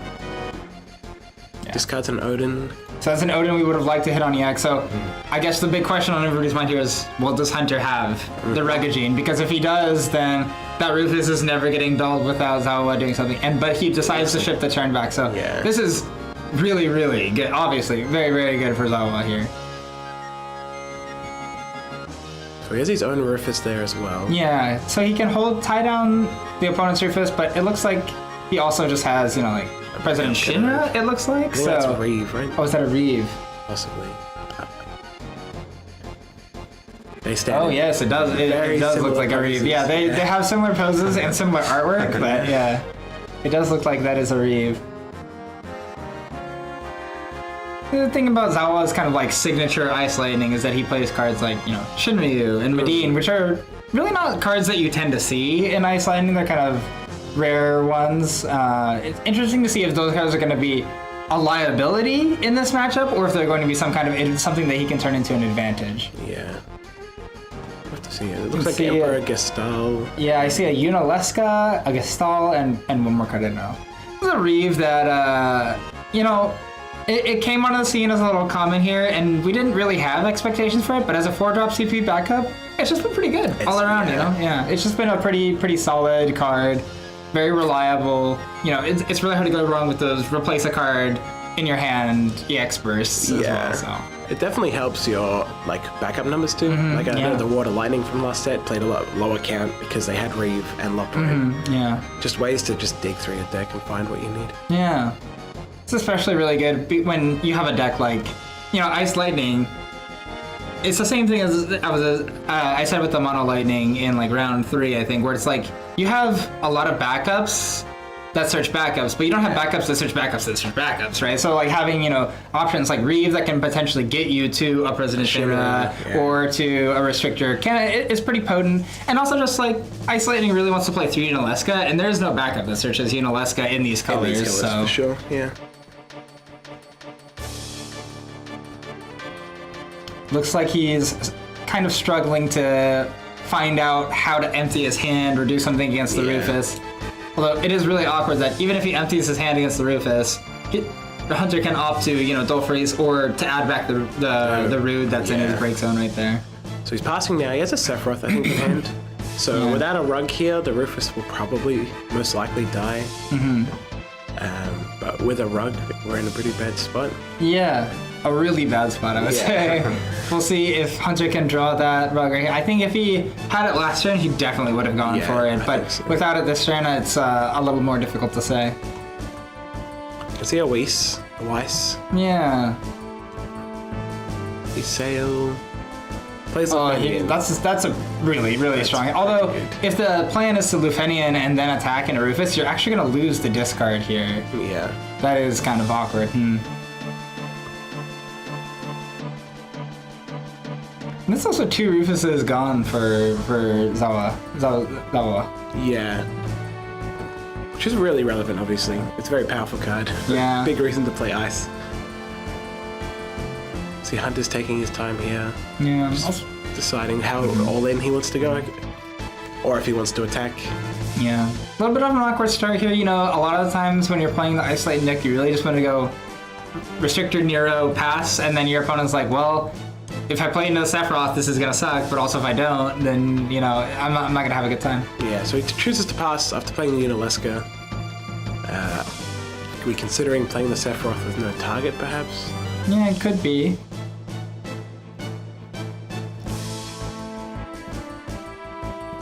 Looks like he's going to. Yeah, it looks like he's going to opt to do that. Cool, so now we get the discard on attack, obviously. So it's going to be Hunter's last card, so there is a lot of value in that, Yeah, for sure. The only issue is here is I don't know if we drew playable. We have I see a Nero and another ice card. That might not be playable. So that's takes going to the force last the card. discard, yeah. yeah. It's a Nero. But I think, as I was saying before, now that Hunter has 2 backups, I think he'll be able to play, outside of same names, anything off the top of his deck. So, Yeah. I think I saw a Physalis in a Nero, so those are 2 unplayables, and he's definitely gonna get the discard out. I think of I those. saw, last one. Okay, yeah. So now this is interesting. We're gonna Rufus and make him discard. If we hit a EX burst here, this is gonna be really bad. It Okay. hits the X dev. Shinryu is the draw here, which is playable. No, it's 2 Shinryus. It's 2 Shinryus on top. That's gonna be Not playable. our whole hand discarded potentially here. Yeah, we get the Rufus, the Unaleska, and the last spell attack, obviously. Yeah. Yeah, that's a really, really big break for Hunter here, I think. Yeah. See if we opt to use the Unaleska first, or if we're just going to play Oh, the right. General. So here it is. That's kind of potentially going to be pretty close to closing this out here. Yeah. I'm not sure if I would have opted to just go for Unaleska here, but with the Rufus standing and the rug here, Sephiroth isn't going to be able to attack anymore, and it's going to be a little bit awkward. I think Zawa needs some EX bursts here to... Yeah. So he's chosen the Double Freeze to Sephiroth, which means we can afford Shinryu next turn? Yeah. So we're going to get discarded one. Yeah. But without an EX burst and without an extra forward here, the Shinryu is still going to cost 5, so we can't Yeah. afford to Tidal Wave. It would only be the forward, which is not great. But it is playable. It is something. So we have Whis and Ishtola. Oh, let's say Y'shtola. Y'shtola's That not is bad. pretty good. However, the rug is just going to block it. So because the Ruggagene is going to block it, we can't actually attack because the Ruggagene has first strike. And we have no way to discard We have the no last way to card. discard, yeah. So I think we're actually going to have to Shinryu and then hold Medine is going to be the line of play, I think, from So pitch 3 Zawa. for, Yeah. Yeah. Well, you can pitch 3 or you can just pitch 2 and play Shinryu because you just And pitch discard the last the- card from Medine. Yeah. Crazy. Unfortunately, I think that's still just going to be really, really difficult for Zawa to come back. Any forward is obviously able to attack because of Regime. Oh, we'll remove the Ruggagene probably with, Yeah, with that's the true. Shinryu. But, you know, the Rufus have is a still going to double double freeze freeze for Rufus. it, and then last one is going to get a discard even if we hit an EX burst, you know, so. So yeah, playing the Shinryu. I think we're going to search Medine. Yep. Yep. Yep. This has been one of the things that's really separated Zawa's Ice Lightning from other versions of the deck is this Shinryu Medine package. That it gives you. It's obviously not shining really, really bright here, Sure. but it definitely is a kind of avenue that the deck isn't known to play on, and that is an interesting adaptation. So if Hunter he has 3 cards here, so he can't play a second Rug and Unaleska. He can force the issue by Unaleska going first and making a Medine a main 1. Yeah. He has an Ishtola, which is pretty good. Yeah, plays Oh, the that's just Ishtola. going to. I think that's just going to close it out right here. So we go to attacks. The rug is going to get Medined, and then Rufus still freezes, and barring some kind of EX burst, that's just going to be the game, I think. Yeah. Well, Ishtola can attack and kill the Shinryu too, right? Yeah, assuming, yeah. Yeah, that also works. I think any way you slice it. Anyway, yeah. Yeah. Takes He's it. gonna take the Y'shtola, so that's still gonna do it. We're just gonna attack with the Rufus first. Don't freeze the Shinryu. I don't know if any EX here would matter. Unless there's the Odin has already been discarded, so that's gonna be it. And there we go. Alright, clean game from Hunter. Very clean game, man. Usually it's not so simple. Usually those are really, really scrappy back and forth matches, but you know, the kind of the awkward start from Zawa's isolating there, he didn't open the restrictor. Yeah. He didn't open the President Shinra, and you know, with those the way they are, it can be a little bit difficult. I think the pretty pivotal decision was Hunter choosing not to attack into the Sephiroth. Yeah. I think there's a lot of aggro player, a lot of ice players who would be tempted because, you know, well, even if I get Sephiroth, I got the discard piece, right? Yeah. But you know, when every single point of damage matters too in these kind of close aggro games, it can be like a decision like that can completely change the course of the game, and I think that's pretty. I think if you got to resolve Sephiroth on Rufus, we're talking about completely different things. Sephiroth's attacking, discarding cards. Yeah. Well, that was a good one, actually. That was a good one, and it's been a while since we've seen, you know, like these kind of ice mirrors. That's I couldn't tell you the last time I saw an ice mirror. That's true. So it was nice to see that, and you know, another good showing from Mono Ice. You know, not a deck that I would have picked to be super excited about for this event. I would have thought that more people were on, you know, some different flavors of Rugged myself personally, but you know, showing up with 2 wins out of our feature matches, very, very interesting. Yeah, I mean, they have a lot of value from their forwards now, right? Like, obviously, Rufus is the big one. Y'shtola is huge as well. Like, a lot of forwards that generate value over time, which Ice historically has been pretty bad at. So. Yeah, and we had that Y'shtola is just such a banger. You know, it can hit active forwards, it has inherent haste, and then, you know, Rugged is bringing haste again, which is something that, you know, Ice hasn't really had access to over the course of the history of the game, but you know, with Reno and now Rugged, you know, Y'shtola, starting all the way back with like Opus 6 Squall, I think. Yeah. So slowly getting a few more, and when it does, it starts to get a little out of control. Yeah, all of a sudden you have to really respect damage triggers like quite early. Like you're in lethal threat like a few turns in. Yeah. Okay. Well, if we have no other closing thoughts, I think that'll wrap up the round 5. Okay. I think we'll be back at around 2:45, so it's going to be in about 20 minutes. 25 minutes? Ish, yeah. Yeah, like 25, 30 minutes-ish. So stay tuned. We'll be back with more Final Fantasy TCG World Championship 2023.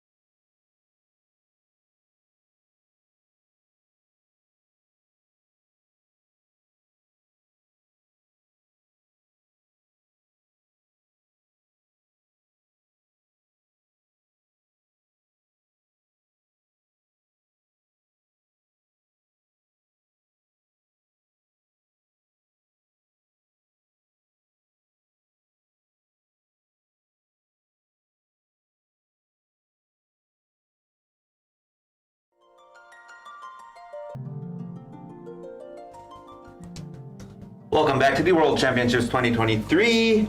We're on round 6. Yep. So we're getting into the nitty gritty here, getting into a matchup between two players who are kind of fighting for their tournament lives here. You know, both of them.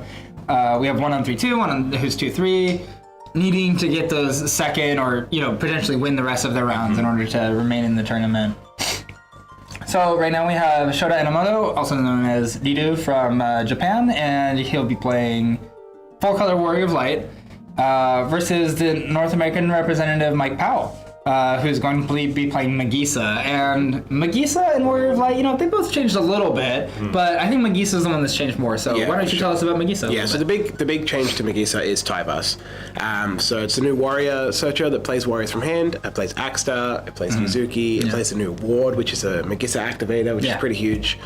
I don't know if he's playing the new warrior or not, like the standard unit, but in general, Axstar, ward, Yuzuki are all really powerful cards depending on the matchup. So. And especially really powerful cards to be playing for 0. Yes. Which is, Magisa is kind of one of these where it had these cards in the deck to be playing them off of Magisa's ability, obviously. But once they're in your hand, you didn't really have anything to do with them. Right? Yeah. You could discard them off of the EX Burst Meats or something like that, but you didn't really have a whole lot to work with in terms of, actually getting them onto the board. But Tyvus kind of opens up new possibilities for the deck by letting you, potentially hold these cards in your hand for a prolonged amount of time and make use of them later in the game. Tyvus being a threat too, like Magisa's already a card you really have to kill. Yeah. Tyvus is now another one, and there's only so much removal people have room for, right? Yeah. Definitely, for sure. All right, let's get into the game then. Looks like both of our players are just shuffling each other's decks. Get you ready? Oh, Ridu looks a little cold, maybe. That's definitely a heavier jacket than I was expecting.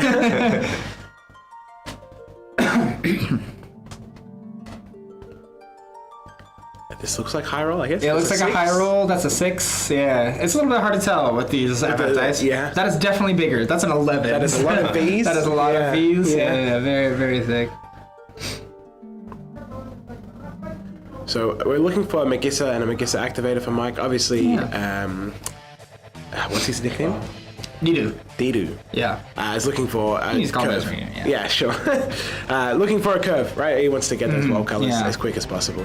Yeah, so as the 4-color wall deck, a lot of your primary counterplay against the Magisa is going to come in the form of Kuchulain, the Imperial. That's really the card that Magisa's fearing at any given point in time. However, it looks like actually we've got Didu or Shota here on the play. So that is going to be a pretty significant advantage. We'll see if he can, especially if you can hold up Kuchulain while you're on the play, that can be really good. However, we started with a Tyro. Not ideal. Not ideal start here for the wall deck. Is that a multi-element Ferris as well? Yes, that's a multi-element Ferris, which I would assume means he's playing a Warrior of Light package here. Yeah. Sure. And usually, even then, it's not really a common choice. Usually you tend to see, 1 or 0 of that card. So I would assume that he also has the Fire Ferris in the deck, which is actually a pretty decent card in this matchup. So we'll see if Mike can start. So we started with the Meath here. So he's going to be able to search anything, likely the Magisa, obviously. Yeah. Or a Magisa activator if he already has it. Yeah, if you already have the Magisa activator, or if you already have Magisa, you want to search for the activator here. If you have both, or if you want something else, it wouldn't be insane to go for Tyvus. Yeah, for sure. So it looks like Magisa here. He could have the free Ifrit in hand. Hedgehog Pie would work. Yeah. Parum. There's a million ways to activate Yeah, Magisa. there's usually for even costed, you're looking for like the Ifrit that becomes free if you played a fire, or a backup like Palam or Zandy. But it looks like he's just gonna throw the turn back. Yeah, possibly he has the 1 CP Ifrit. Yeah. Possibly. Looks like an Alphino in hand, which is not helpful, obviously. Yeah, or maybe he's thinking like, I don't want to play my entire hand into a Shantoto, or I don't want to play my entire hand into potential Kuchulain and just be stuck with Magisa for a little while. So we have just a Lena here. Yeah. Well, this is at least some progress for Rita now, and especially if he does have the Kuchulain, now this is going to be the turn to use it, and the Tyro will not go to waste. Yes, 100%. So it looks like we're probably going to go for Magisa here. It's a Hedgehog Pie. Yeah. See if we have another one, or maybe an odd costed way, or a like backup that will activate it. It looks like there's another Hedgehog in hand, I think, for a second. And a Ward, which is not helpful right this moment. Okay, we'll go Looks for like we're going to Sargon. use the Zandy then. It lets it happen. That means no Kuchulain is what that means. Yep. So right off the bat, unless Shada here is running Shantoto, there's already just a pretty big advantage here, especially because Mike held that Magisa back for a turn, and that's often pretty indicative of Amaterasu is what I'm thinking here. Yes. Usually, if you're holding that back, you really, really want to keep the card in hand. Maybe he has a Tyvus, maybe he has that Ahmad, and that's going to be a pretty possible here. Pretty good here. We've got Tyvus up on this, or we've got Alphanat up on the screen there. That's just a staple card that we've kind of seen come back, especially with Alice over the time. But that's going to let him search anything, and it looks like he's just going to search out another Magisa searcher. Yeah, as the power level of cards go up, searches like Alphanat just become... Yeah, these global searches are very, very powerful. So it looks like we have another Tyro and something. Looks like we drew a Lunith here. Okay. So maybe we're just going to ship it back here. And it looks like he's just trying to set up any turn where it's possible to Refia, is my thing here. We've got 2 Warrior of Light backups, and if it's possible to get to maybe 3 backups and Refia, or 2 forwards and Refia on the 4th, the Magisa is going to be tricky to play around with the Refia, it always is.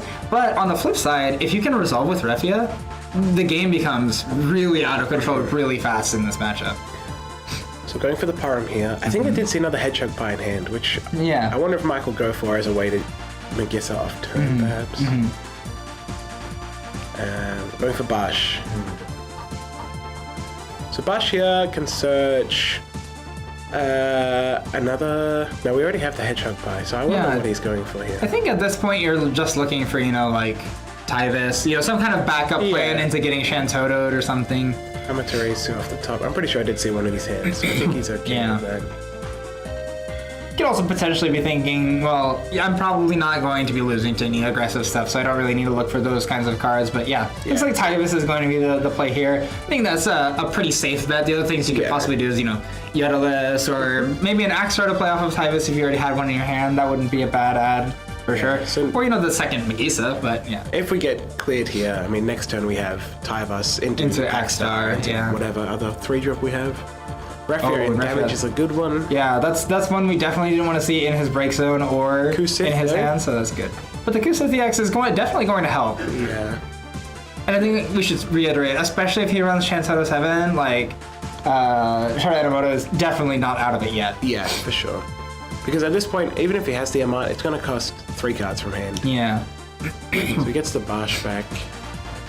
Obviously, we're approaching the damage thresholds where Bash becomes more relevant. Draw another Tyro for turn. It's 2 turns in a row, and it looks like he drew the Refia, though, so that's actually really, really big here. If we can resolve this Refia. And, given Mike Powell here, he has 5 cards in his hand. Yes. He's definitely prepared to play a long game here, but I think, if there is going to be a swing here, it definitely starts on this turn with the Refia. Yep. Obviously, with the Tyvus too, any board that does get removed here can be rebuilt pretty quickly. Yeah. So I think the other potentially difficult thing is we have 2 on the board, and we can dull and discard something to play the Refia, but then that'll leave us with 3, and a lot of the cards a lot of the Warriors of Light in this deck, they're not even costed, so it is pretty difficult, I think, to get to that last Warrior of Light here without discarding 2 to play it, like a Dusk or an Arc or something like that, maybe. Yeah. Looks like he's just doing Refia Meth, perhaps, to make sure he can get it and activate it. Yeah, I think he definitely wants to be able to activate it once this turn and once next turn. Yeah. And that is a pretty high threshold for him to reach. I think he's going to need, a Ferris. Oh, so we're going with Shinryu. Oh, we're going with Shinryu, okay. See if Mike opts to Amaterasu here. I think he probably won't. At least I would not imagine that he would. If we go for Tidal Wave here, it puts us on 3 cards left. It's not a very healthy hand. Yeah. So it looks like Mike is thinking that he could also have the Ifrit here. Yeah. And kill the Shinryu before it searches. Looks like he has Moro, I can see. Okay, so he does. He's gonna opt for the Amaterasu. I think this is actually good for Shota right here. I think this is basically what he wants, because with the Amaterasu down, he can just go for Refia here at this point, right? That was some pretty quality. He pitched Ifrit and Hedgehog as well. Both ways to use Magisa off turn. Yeah, so that's a Tyvus here for us too. So we have Tyvus and 1 unknown card in hand. What do you think he kept instead of the Ifrit? Because It's got to be a 3-drop for Axstar, Yeah, right? I think that's got to be it. It's going to be like a... I think he kept the Morrow. I think he had Morrow in it. Oh. So... He's looking at the break zone. He wants to know if the Tyvus went, right? Yeah, I think he's checking to see if the Tyvus win, and I think he's thinking the exact same thing that I asked you, which is, what could he have that's better than Ifrit here? Yeah. I wonder if going for the Ifrit there would have been... I don't want to take away from anything, but I feel like the Ifrit there is just really, really good, right? Yeah. You could Amon and you can clean up the Shinryu and ping your own Magisa here. Yeah. I think maybe we may have gotten a little too attached to the Tyvus plan Possibly. for next turn. Well, it's going to be difficult to see for sure, but So see if he goes for the Bash here. It looks like he's considering it. Yeah.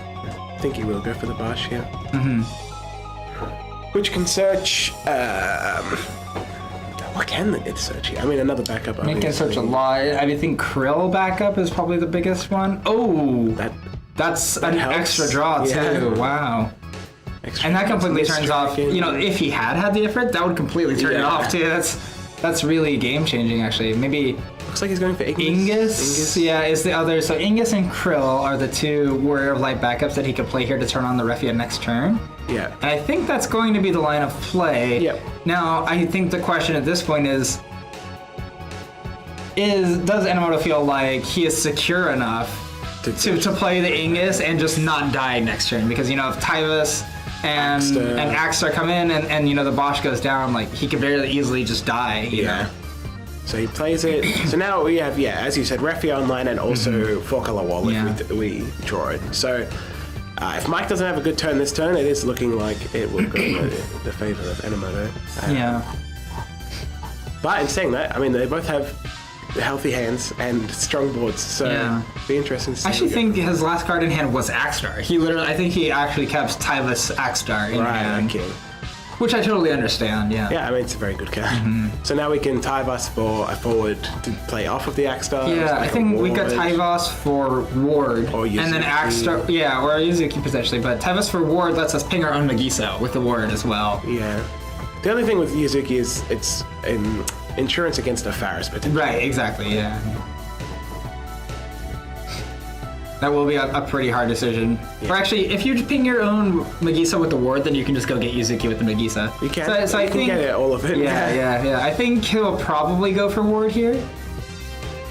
Because Ward can't kill anything on the other side, right? Yeah, Bosch is an 8k. Well, the Bosch is going to die to Axstar, and then the Shinryu's going to get Dull Froze, and... I guess the other thing you have to Keeping think about Shinryu on board is risky. Yeah, do you want to keep the Shinryu on board? Yeah, because if he top decks an S, that's pretty devastating. I think you might have to kill the Shinryu. Yeah. This board is another good addition from the new set here, especially for this Magisa deck. You'll note that it's an EX burst, and you know there is a little restriction there, but you'll notice it only does 7,000, which some people will be like, oh, it only does 7,000. But here in this matchup, or not in this matchup, but in this deck specifically, dealing 7,000 is actually really perfect because you get to keep the Magisa alive and deal damage to it instantly with the Tyvus here. So we'll see what he searches here. It's not going to be Axstar, he has it already. Yeah. Furia. He goes for Fear, and maybe, do you think we ran out of wards? I don't think so. You don't think so? I have no idea. I think we saw a ward earlier. We definitely saw at least one. So maybe he only runs one, or maybe we didn't see the other one. Maybe he lost both of them or something. I don't know. It's possible he also wants to push more damage this time. Right. That also does have haste for sure. Yeah. That is a big part of it. Although, if he stacks the Axstar triggers, it will be perfectly fine. Yeah. So he's attacking. So you're gonna swing with the Magisa here, and then hold priority for Axstar. Yeah. Yep. Perfect. Makes sense. So this is where he has to make the decision, right? Does he want to keep Shinryu on board, or does he want to keep it Dull Frozen and clear out the Bosch? Yeah, I think so. We have 1, 2, 3, 4, 5 attackers in total, or sorry, 4 attackers in total. So he can go for lethal this turn. Yes. This is presenting lethal right here. We target the Bosch with Axstar, Dull Freeze the Shinryu, Furion comes in, and that's 4 attackers. Now, does Enomoto have anything to interact with this? Yeah, so if he does, this can go horribly wrong. Yeah, Kukulkan off EX on a Furion would do it. Would do it, yeah. I'm not sure what other EXs here running. His hand, we don't know outside of Refia. Yeah. He could have a summon in hand that does something. Yeah, I will say we have not seen like the 60p Leviathan is another really big one. Although it's not really at its best here, it would be a big EX burst boon if you did hit that.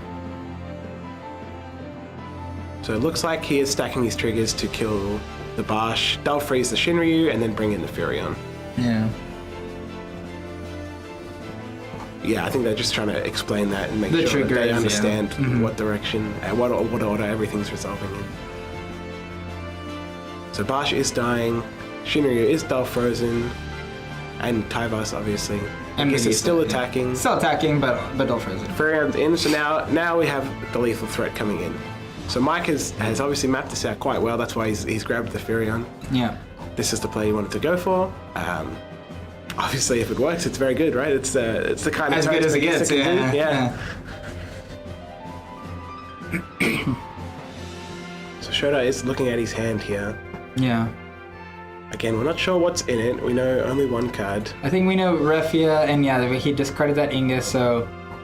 Actually, we might know... Did he discard the other Tyro too? Yeah, I think he did discard the other Tyro, so... I think he discarded that for that Ingus. Big mystery cards here. If he does have Kuchulain or anything to interact, anything at all, Amaterasu, that's it's going to be huge.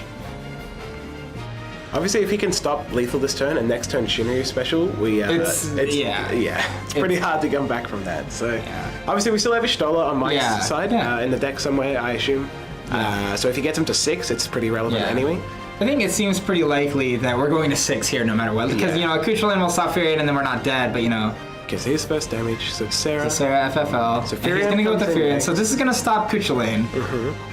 So now our outs are down to... Okay, we We get have a Krill for... or a 5 character. So we get the Ferris back. That's not a summon that can save us.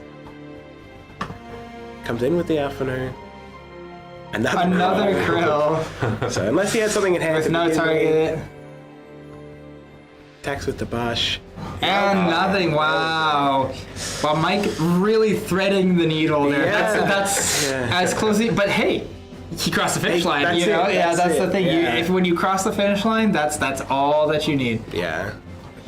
Obviously, he saw the line going for lethal, and you know what? Against a late game deck like a Wall 4, if you can take them out of the game, he did, right? He got the win. That's how you do it. Yeah, and if a wall had come down at any time, that's the thing. But that's the risk when you play these 4-color decks. Exactly. Sometimes you have to open Tyro, and then that happened here. And Mike saw the opportunity, and he just totally pounced on it. He got it. He did it really, really well. He found the quickest lethal that he possibly could.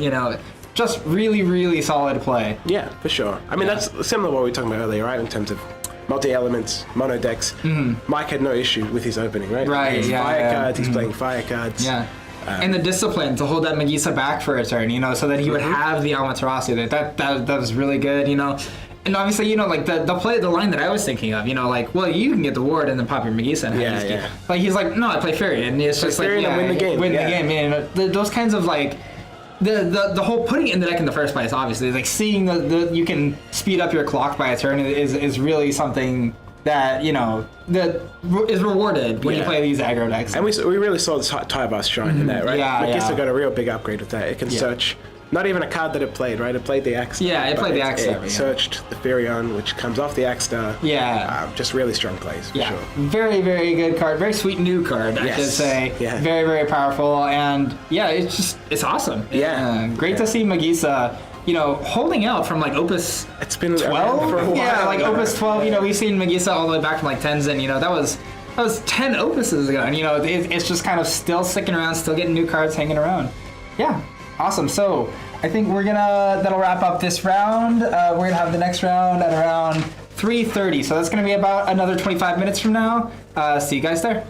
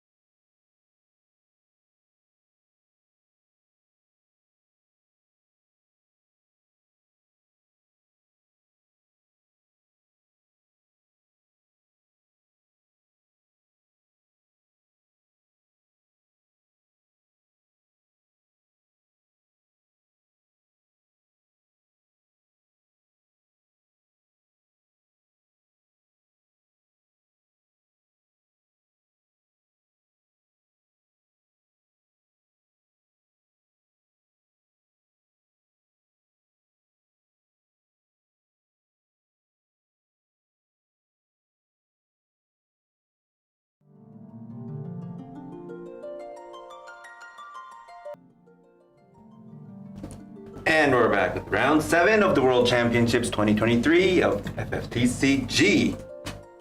Okay, so next match we have Zawa Yeah, Zawa. and Ivan from France. Yeah, Zintan guy from France. So we've seen both of these players on stream before. We saw Zawa a couple of matches ago with that Ice Lightning deck. The same deck. Yeah, the same deck here. And then we're gonna see Evan, and he is playing a kind of a unique one. Yeah. You want to talk about it a little bit? So he's taking Ice Earth as his deck too. So we saw him on stream deck 1 with his Mono Lightning. So Ice Earth.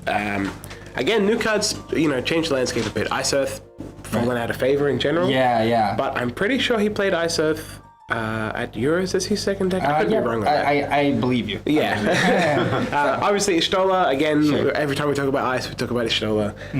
Neo X Death is a new board clear. Yeah. So we'll see how we go. Yeah, we're gonna get right into the game as it started here, and it looks like I'm gonna guess that as we just rolled a 6, that Zawa is gonna take first here. Yeah.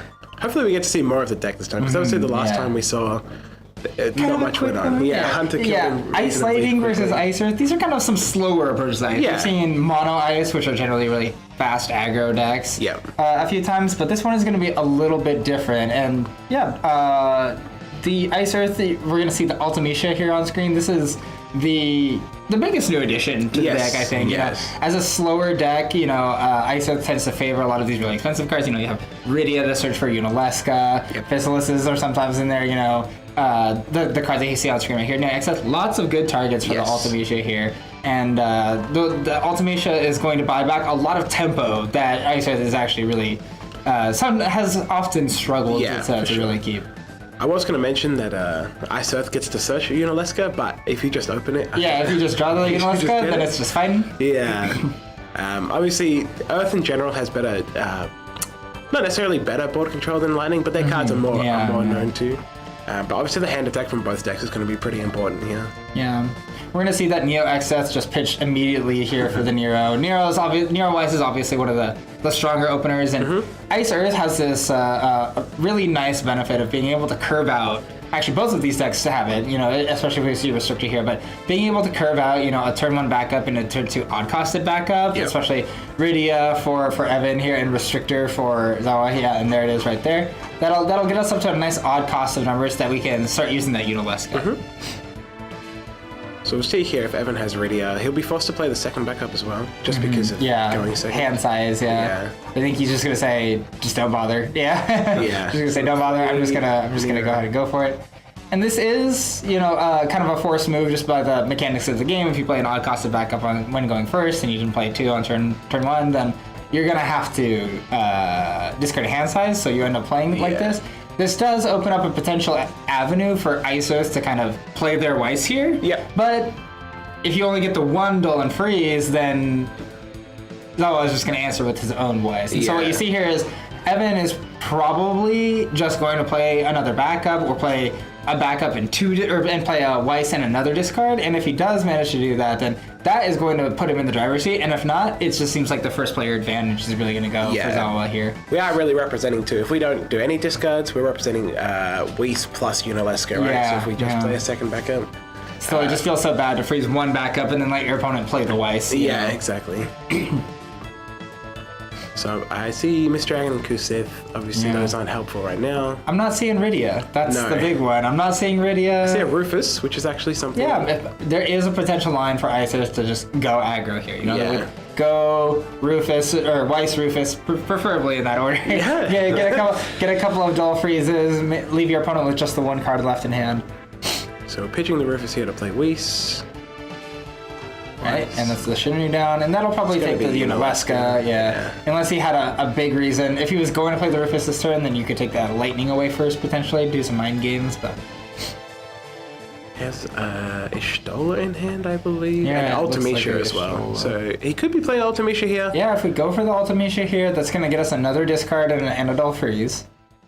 Yeah, we have, 1 5-drop in the bin, and then the discard itself will get the dull freeze, so that would actually put him... It's like time walking, it's just like putting him completely out there. Yeah. So I wonder if Evan will go for that here. I'm doing something odd-costed. Still have the Mist Dragon in hand and something else. Okay, so he's just playing the Unalesca here. I don't know. That is just gonna go directly into the Weiss here, and you know that's not awful by any means. But you know, when both players have the Weiss on the table, the player that generally is playing on curve is the one that's gonna come out ahead. And here we just saw Evan play backup off curve, and Zawa continues to play on curve, and you can see that he's got an extra card in hand because of that right now, despite having the turn player. So having two, we could Ultimisha here still. Yeah, I think Ultimisha. This is if it's going to come down, this is like the time for it right here, right? It looks like it is. Yeah. So we play And it looks like Ultimisha. We have another Ultimisha. So that gets us 3 dull freezes and 1 discard. So we can take him off all of his backups. Yeah, yep. You can take him off all his backups or try to dull freeze the Weiss so that you can start hitting him. That's another option. So it's definitely those two for sure. Yeah. Right? And then we're gonna get the discard here. Discard Lightning down. We have a Weiss trigger. So this is where the decision is, right? Do you think taking him off the 1 backup is more important? Yeah. Or do you think getting the forward lockdown is more important? What would you do here? I feel like I'd take the backup, yeah. Yeah, I think I'm not sure if Zawa has it in his deck, but you know, if he had the Zero Miss or something like that and that dulled the Unaleska, that would be pretty difficult. Yeah. Okay, so he's taking the Weiss here so we can get the damage in. Reasonable. He's The decided X-Burst here could be... Okay. his curve is worse, so he needs to start putting damage pressure, which is reasonable as well. It doesn't look like we drew an odd... Oh, no, Well, this it looks is like we drew Fissalis, and that's going to be pretty good here, I think. Is the other one Angeal, I think? Yeah. Oh, wow. I think I saw President Shinra. I don't know what the other card was in his hand, but I think it was Angeal. any combination of these cards is just good. I'm pretty sure that you could play Fissalis here. You could play Angeal here. I think you might just play the Angeal. Get rid of the Weiss. Get rid of the Weiss. Yeah, that seems pretty good. That's, and I mean, Evan is going to untap here, and he can use Unaleska if he wants to get rid of that last card in hand, and we know, because we know it's a Fissalis, that he probably should. Yeah. But, He doesn't know that, and if he doesn't, this could be pretty devastating. So that's where we find the risk of not taking the backup, right? If we took the backup there, Angeal would have cost 2 cards from hand. And the Fissalis wouldn't have been able to come down either, Yeah. so... So we see a Kusith and... It looks like a Larkishus, and I don't believe he has any monsters in his break set. He might have a Biblos, but... So I think he will Unaleska here. No, he doesn't. He just opts passes, to pass. keeps his hand size. Yeah, and I think now Zawa is just having a great time. I'm pretty sure he's just gonna activate Unaleska here. You know, maybe play his Fissalis if he wants, but he can activate Unaleska. He can, if he does that, he can play a Shantoto if he drew one. You know, basically anything here is just going to be great for him. But He's got Shiva and something. see, I see Fissalis. I think that's a Shantoto and a Shiva. We'll have to see. So we could realistically Unaleska and Toto, but I feel like the Fissalis is just better. Fissalis here, you know, you've got a kind of a turn of giving your opponent back a little bit of tempo, but you know, if it comes back, then it's really, really hard for Evan to recover at that point. So he is going for the Fissalis here. We're just gonna get the draw. Getting the draw. So Weiss can attack here because of the Angeal action ability. Threatening. Trading an Angeal for an Ultimisha is probably fine. I think maybe if I was Zawa here, I would just want to pass because if he does, like, you know, chump with the Ultimisha and or something, you know, like, I don't know if I really want to make it easier for my opponent to play Shantoto or to, you know, potentially have like a Shinryu or something like that. You never know what. I guarantee you, you know, we have the deck list in front of us, but Zawa has no idea. If there's a Shinryu or like Medines or like what's going on over there. So yeah. We also haven't seen any Earth backups yet, which is unfortunate. It looks like he had Heck 5 in hand. It's still the Lakishus. Yeah, unfortunately the Angeal here is going to protect the Weiss from the Heck 5. Yeah. Actually coming in really clutch. Asking if it can target Ice, perhaps? Yeah. Yeah. Asking how much it goes up and you know what's going on there.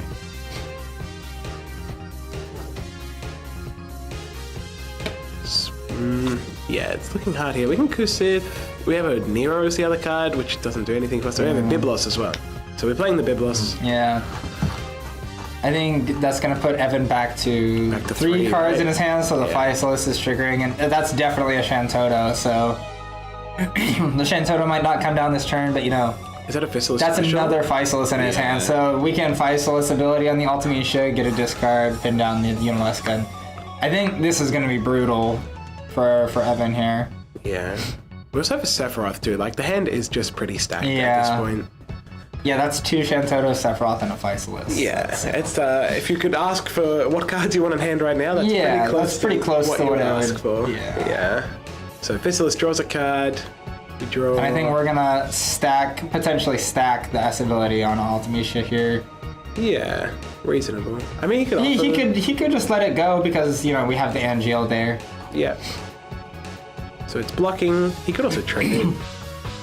Yeah, he could also just he will, fish for the block and then decide to Premium Bullet afterwards. Like, it's not the cleanest play, but yeah, I think that's what he's going to opt for Yeah, here. it looks So like that's what he's doing. maybe try to get something good there. Yeah. So we have a Weiss trigger. Unaleska goes down. Yeah, that's the Weiss down.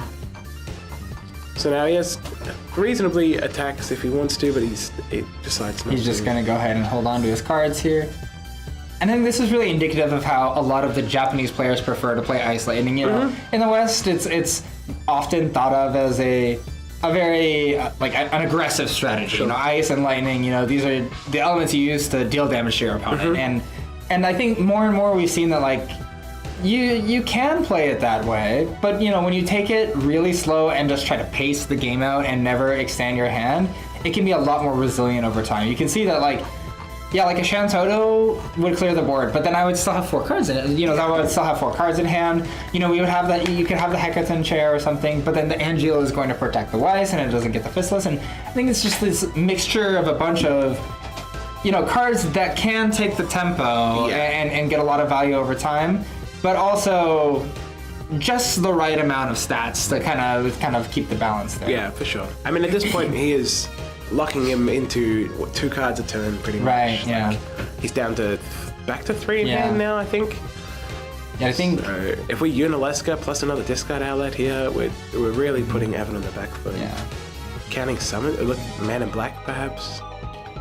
He could be thinking if I'm not sure if it's in the deck, but he could be thinking about a Chadley, or I think he's just counting actually for X Death is what it is. So if you have an X Death and can start removing your opponent's cards, he's thinking well, how many cards can I get removed from the game? If we get to 20, this game starts getting really. I mean, it's already really very ugly, favored, but if we have a 20 X Death, it gets really hard for Evan to start to sort of build a board. Ice Earth not particularly good at playing very far behind. Yeah. Especially when the board clears, the Ice Lightning player here is very resilient to the board clears that Ice Earth presents outside of Shintoto. So we attack here, we draw a card. So he's favoring drawing every turn, which is reasonable. Hit the Weiss into damage, not a bad one. I think that's actually the 3rd Weiss for Evan too, so that's actually pretty. That can be pretty brutal. And we're gonna go ahead and start using the Unaleska here to discard stuff that we don't need. So we're gonna discard the extra copy. So Xenos goes into the bin. Yeah, that is good. Can't target the Angeal because it just won't resolve, but. Yeah. But we do get a Weiss trigger as well, so we can take Evan off of Earth. Yeah. 2 cards left in hand. I don't know if we know either of them. He pitched the Larketius last turn. Oh no, he searched a Fridia, so it's Heck 5 and another Unaleska, I think he said. Yeah, that's right. So he's gonna go ahead and freeze the Earth. Yeah, makes sense. He's just checking here on counts and bin.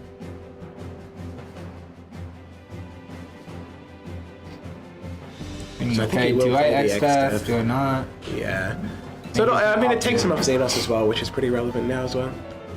So as much as Xenos wouldn't have resolved on Angeal, it is Looks nice like he to had just- 10 in his own bin, and I think that there's more than that in his opponent's bin. So yeah, that's gonna be 20, I think. Yeah, and looks he's like gonna X go ahead and Death remove is that triggering. that Radia. And I now think Evan must draw Shantoto. I think that's the only thing that he can do at this point. Yeah, Heck 5 does functionally nothing to this board. It kills an Angeal. Obviously, there's Biblos to try and control the board a little bit, but with such little hand size, it's hard to use Unaleska. No when hand Zawawa size. is using Unaleska, it's putting him further and further ahead. If Evan has to start using it, it's not super helpful because he has such a healthy hand size already. Yeah, and I think this is the lopsided nature of these kinds of matchups where you might think that the decks are relatively even because they're both an ice / something deck. Yeah. But in reality, ice is just really, really good against Earth. and Earth is not really, really good against lightning, and then that's the kind of difference there. It's also not really, really good against ice itself. So Yeah, he's gonna go ahead and scoop them just up, and scooped that up. that was a very, very well played, well controlled game from Zawar. For context, too, I don't think we said their records. So Zawa Yes. now is locked in for day 2 Yep. after winning that, and Evan now cannot make day 2 so after losing that. Evan was 3-3, and Zawa was 4-2. So for Zawa, this was a winning in, so he's going to be advanced to 5-2 now. Ooh. If he wins the next one, it's possible for him to maybe get a seed slot. If not, then he'll still make it either way. But yeah, Evan on the other hand is going to go down to 3-4, and that's going to he'll play the next round, but that will knock him out of the tournament in the for day 2. So. Yeah. Still, a really good showing, a player that we haven't seen in, a long time, obviously, because he got his invite so long ago, but still, really, really good showing. 2 interesting decks that, I don't think anybody else brought these 2 decks, so yeah, very, very I nice haven't to seen see. either. Yeah, for sure. So, yeah, very, very fresh, and... It was nice to see Zawa's Ice Lightning actually do some stuff as well, right? Yeah, we saw the Ice Lightning kind of get run over a little bit by the Mono Ice earlier in the day, but this time he was definitely able to show this is how we play the deck here, and get that expression out. So, yeah, good, and that will wrap up the 7th round, I think. So we're gonna have the last round next. That's gonna be in about 20 minutes. So yeah, that'll be the last round, and then we have some information afterwards. So make sure to stick around even after the next one. All right. Cool. Thanks. See you next.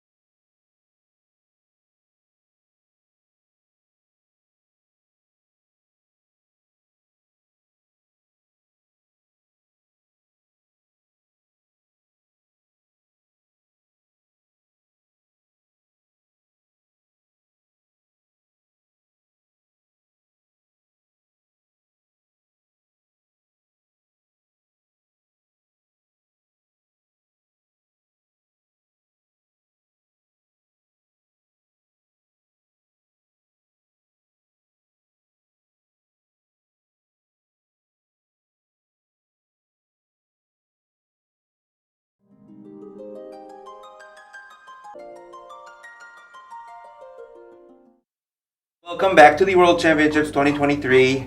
We're at the final round of the Swiss draw, the 8th match. Yep. And we have the standings right now. Yeah, we have the standings right now, so I'll just go ahead and go in player order right now.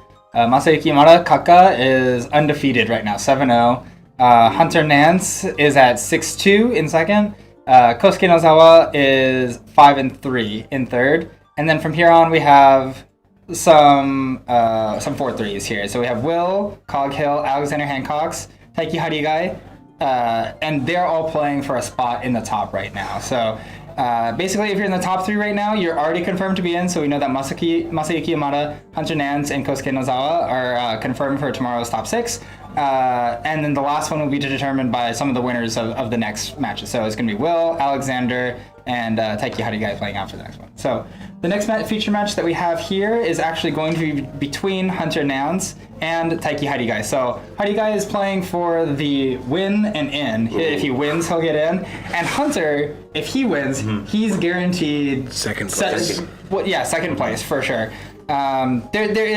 Could be some very, very weird math where Hunter didn't get second place, but because Hunter Kaka beat Hunter, it seems very likely that he's playing exactly for second place. So Hunter really, really wants that second place, because if he gets the second place, he gets a bye in the playoffs. And if he doesn't, then he might not get that bye. He might lose it to Zawawa, but it just depends. Yeah, so there's a big glut in the middle, right? Where like there's 3 on 4 wins, there's a few on 3 wins that technically could take over on breakers. Yeah. But yeah, for Will, Alex, and Harigai, if they win, they don't have to think about it. Yeah, they don't. Yeah. So, without any further ado, I guess we'll switch to the player screens whenever we're ready. Just a quick overview of the matchup. It looks like we're going to have. So we've seen Hunter's deck B before, and this is going to be the mono ice. We saw like the kind of aggro version of that. We saw some other versions. You know, he played the Lufenian and the Rufus in the earlier, I believe round 5 it was. Yep. Versus a deck that we haven't seen today. Yes, so Haragai's playing Mono Earth with some monsters, the classic Mono stuff, the new Ingus, which we haven't seen at all today, which is a very powerful card. Genova Synthesis, we can get that word out. Leo, Mira, so like Mono Earth sort of monster stuff. I don't think we've seen Haragai at all, have we? Yeah, but this is our first time seeing Haragai today. This is the only Japanese representative that we haven't seen today. Yeah, cool. So again, just to reiterate, I guess, Hunter, if he wins, he is guaranteed at least second. Could theoretically be first, but likely second. Which is huge. And if Haragai wins, he is locked in for top 6, which is also pretty big. So a good match to have on stream, and we'll see how we go.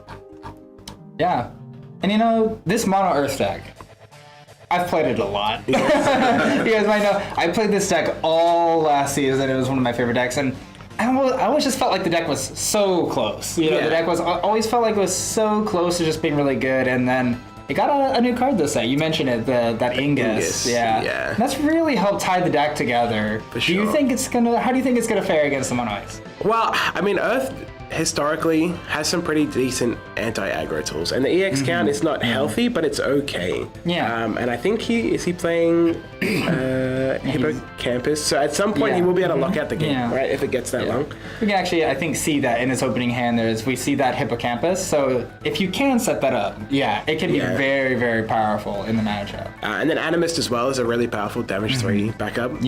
So if we start seeing those later. So we have opened Lefenian Rufus again, which is obviously a very powerful start from Hunter. We can see a Shin. I believe that was a Leo and a Claris discarded, and then a Shinju in the hand. Yeah. So Mandragora getting pitched, obviously pretty useless in this matchup, not for the ice matchup. And then we obviously, as you said, Leo and Claris gone. Ideally, Claris into Epitaph is a nice opening, but when you have this sort of discard pressure, you just have to deal with what you get. Montleonis again, very powerful card, obviously for Mono Earth, another reason to play the Mono. We have Lasso now as well, just taking him off curve. He has a Shentoto in hand. Two Shentotos in hand. So we can actually talk about the list a little bit now. Harigai actually has 3 Shentotos in this list, and that is a really big advantage here. For the fact that he's been locked out of playing it already, and we're already getting in. This is going to be what the 1, 2, 3, 4, 5, 5th discard this game, and 2 of those Montleonis is gone, is also just huge. He has one more left in the deck, and obviously, Ingus can hit search for Mount Leonis as well, so it's not the end of the world, but, this is the exact opposite. If you're Howdy Guy, this is the exact opposite of how you want the game to go. Yeah, because Earth 2 plays cards like Gigas and Behemoth, which stop attacks for a whole turn, right? Yeah. And we just aren't able to play those because we've been taken off curve. We weren't able to play early. Yeah. So we can see a Gigas in the hand there too. So it was a Larkishus, I think he's going to get to play this Shantoto, but that's the whole hand. And, Hunter's, he lost 2 cards. He lost some of his pressure, but I think he's going up to 5 cards right now. Yeah, he's in a pretty good spot, especially if he can follow this up with either a Rug or another Rufus, a Reno, something that just keeps putting the pressure on. I think he's in a pretty good spot here. This could be a Fissilus, maybe. Looks like 5. Yeah. Looks like he was trying to play an odd cost. Fissilus is maybe the only thing that he has. Just doing a check. He could potentially play a different odd costed card, but in terms of 5s, it's just going to be the Fissilus. Yeah, so possibly Fissilus in here. Yeah, it looks like he is going to go for that Fissilus. That Fissilus is going to be a dull freeze and a draw, that's just brutal. Yeah. Once you start going here, we start getting into the realm of, well, I don't think that there's much left in Howdy Guy's deck that he can actually top deck. Yes, especially with such a low hand size as well. Like, Behemoth stops it for a turn, Gigas stops it for a turn, but it's not... Yeah. It's not progressing your board state, it's just delaying the inevitable at that We point. have Howdy Guy fanning out his break zone, wishing it was his hand. Yeah. Yeah, 5 discards in 3 turns is pretty hard to come back from. And I think maybe Howdy Guy he obviously knows that the situation is pretty bad for him, but he's looking and he's like, okay, well maybe if Hunter has no more discard, maybe I can still find a way back. And maybe if Hunter's hand is just full of Lufenians, maybe there's something there. Yeah, we could hit some Ingus off EX. Yeah. I'm not sure what other EXs he runs. I think it's just going to be EX and the Amber and Clara. So there actually is a good amount of EX. There is ways to add cards. 9, but... So Vincent comes in to freeze the Shantoto. But at least we're up to 4 cards in hand for Howdy Guy, so he might just have to pass here again, unfortunately. But... Yeah, I mean, then he's dead to a Rugagine, but sometimes you just have to make them happen. Or to a Yashtola. Or I guess he would have to be discarded to Yashtola. Yeah. And this is just how you do it with the mono ice stone. And I led you guys on a little before. I asked how the matchup was, and I know it's terrible. It's poor, for sure.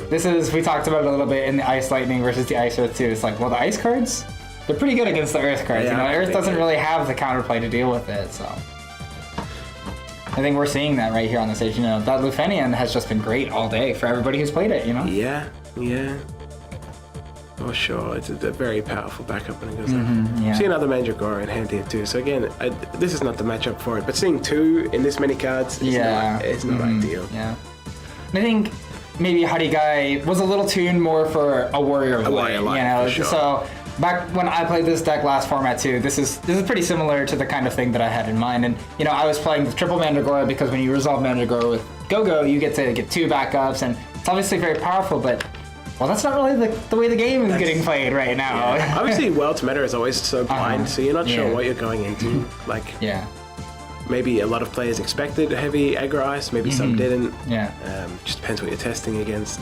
Rufus comes in for 2, which is pretty good here. Yeah. Discards. Interestingly, he played the Unalesca first, which I'm sure it doesn't matter very much, but is a minor technical thing. He did that to put the root in the bin. So Okay, my bad. Essentially a free backup at that point. Now I guess Hunter is just thinking, well, do I put him to 6 or do I dull freeze the Shantoto? Or I freeze the Shantoto. And I feel like freezing the Shantoto here is... Yeah. I feel like you're probably winning either way. Reasonable. Looks like he's just gonna go ahead and put it in, and that's, Hippocampus. Now we're dead to... Anything. A Rugagine, a Yashtola. We can afford a Neo X Death here. Yeah. If there's a Neo X Death and no Rugagine off the top, maybe you empties could our entire board and hand. Doesn't sound like a winning play, but it is a play we can make. It is a play that will extend the length of the game potentially, but even just the Yashtola will trade one up with the Neo X Death and yeah. We have an Ingus in hand, I think. Yeah. Ingus costs 4 right now, so there is maybe a line that keeps him alive for a little bit longer. I'm not sure, but I think if there is, it's going to start with like Ingus and Amira or some kind of sneaky shenanigans. Yeah, if we can get some Mirror Zombie stuff going, perhaps, but It's hard because the Rufus still freezes on attack, so even with an immortal zombie, it's not going to be able to block everything. Yeah. Haragai taking his time here, obviously, because this is a very pivotal turn. He doesn't have something here. He is very dead. Shinryu would be nice. Yeah. I feel like if he had it, he would have played it already. Probably would have discarded and slammed it. But. Yeah. I think he might only be playing 2 as well, so he actually couldn't. Yeah, it looks like he only has 2 Shinryu. He made my mistake. I made the same mistake previously, but. So there is a Neo Exteth in hand, and an Ingus. I can't really tell what the other ones are. It's like there's a Claris. He could be thinking of maybe some line with Ingus into Montleonis for a Genova Synthesis or something like that. Like, it's not going to deal the 8k all, but I think he's just making sure that there's no way out. And you know, he's got Leatherworker and Zombie as the other 2. Yeah. So he is playing Ingus. Discards the Amber. It is a very beautiful deck. Yeah, it's very very shiny, very full art. I think this is kind of one of the victims of this set. You know, this card it's just insanely powerful. You know, it's kind of, people have been calling it the Ash of Mono Earth. You know, it's kind of got the same thing going. And again, it is obviously a very, very strong and powerful card, but. You know, against this sort of hand pressure, and he misses on the mirror, or he misses on the mirror too. So this is just kind of a beating. You know, he can make the zombie immortal, but Hunter can dull freeze it with the Fistless and Hunter's attack order here. If he attacks Fistless first and dull freezes the zombie, like it just that'll do it too. I'm pretty sure he had game on board without that play, because you can just attack with the Rufus and dull freeze the. Yeah, but that is just going to go ahead and seal it up, so... Yeah. Hunter gets another win. Hunter's going to go ahead and add it back, and that's going to lock up the spot, so... Played extremely well. Yeah, Harigai, a noble effort, you know, fighting from the back foot a little bit from the start of the day, but maybe a bad matchup, and Hunter... Again, you know, double aggro. Again, this mono ice, we've just seen it be putting the work in, you know. Yeah, I mean, again, a top 2 finish is... exceptional, right? Right, of course, and then can't be mad about it. And that's gonna lock him in because you know we have the playoffs. Yeah. And if he gets a bye, that's actually a lock-in for top 4. Top 4. Exactly. Yes. Yeah. So better than his previous record. We said he was the only player that had ever made it to top 8 at a World. What? Yeah. What's better than a top 8? It's a top 4. Yeah. Exactly. Could go further. Played really well on stream. Obviously, commiserations to Haragai. Can theoretically still make top 6. Yeah, it is. It is definitely. That's the other thing. This was his win-in for sure, but he could It's very, very difficult, but he could still potentially make it into top 6. So we're going to have the standings for you a little bit later. We're going to go ahead and check on those real quick. If they're ready, then we will definitely bring in the standings. If not, we'll have them later available on X, also previously known as Twitter. Did we have any closing thoughts about the decks that the players brought? I think we saw a lot more ice than maybe a lot of people expected. And it performed really well. Every game it did sort of its thing. Like the Ice Lightning had a game where I got run over, but apart from that, we can see these new cards are really performing well. The Ice Lightning got run over by ice. So I think the whole message of the day is ice is back, baby. And then obviously Warrior Light 7 is interesting too. A lot of people took it as their deck 1. You could see on the deck breakdowns. So it'll be interesting to see. Obviously, Kaka is locked in tomorrow, so we'll see that again tomorrow. See how it goes in a best of 3 sort of format. Yeah, and I'll go ahead and spoiler alert that Kaka is also on double aggro. So both of our first and second players, no matter how that shakes out, first and second players are both double aggro. You know? And that's kind of.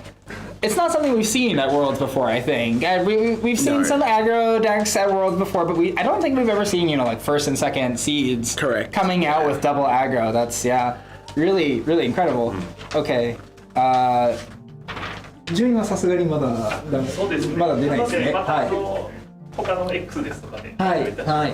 Okay, so unfortunately our match was a little bit faster, and so we will not have the final pairings up on stream. But just to go over it really quickly, based on the previous standings, so we know that Hunter won. So we'll know that Kaka, Masayuki Yamada, and Hunter Nance will be our first and second players. Don't know which one. It's a little more likely that Kaka is the first place player. If he wins, he definitely is. If he loses, even then, he's still more likely. So there's that. And then the other likely candidates for your tops are Kosuke Nozawa. He's already locked in for top, but if he wins, he'll probably be third or fourth. And then Will Coghill and Alexander Hancock's, whoever can get wins from those two players, they will also be locked in. Other players that have the potential to make it, Hari Guy could still make it. Evan Tangai, shout out Enomoto, and Mishiro Yabuchi, your defending champion. Along with Christopher Matisk, Mike Powell, Guan Lining, they all have the potential, but based on what the information we have here, it's a lot more likely that Evan Tangai or Shoto Enomoto would make it out of a 4-4 finish for those players. Okay, so the official standings will be out on X. That'll be out under the FFTCG Square Enix official Twitter. And we'll put those out as soon as possible. Some other little housekeeping stuff before we wrap up. So the stream tomorrow will start at 9:45 a.m. JST. The matches will start at 10 a.m. So we'll have a quick little 15-minute introduction where we talk about all the players, show you the standings, talk about the decks that they have, maybe do some introductions there, and then we will move on to the gameplay. And after the gameplay will start, and we'll be playing those out as best of threes. So there's tons of FCG. You'll be able to see all the players. I'm not sure we know, because we don't know the standings yet. We don't know who the first feature match will be, but as soon as we have that information, we will put that out there. So tune in, see us tomorrow, 9:45, and have a good one. That'll sign us off. Yeah, cool. Bye-bye. See you tomorrow.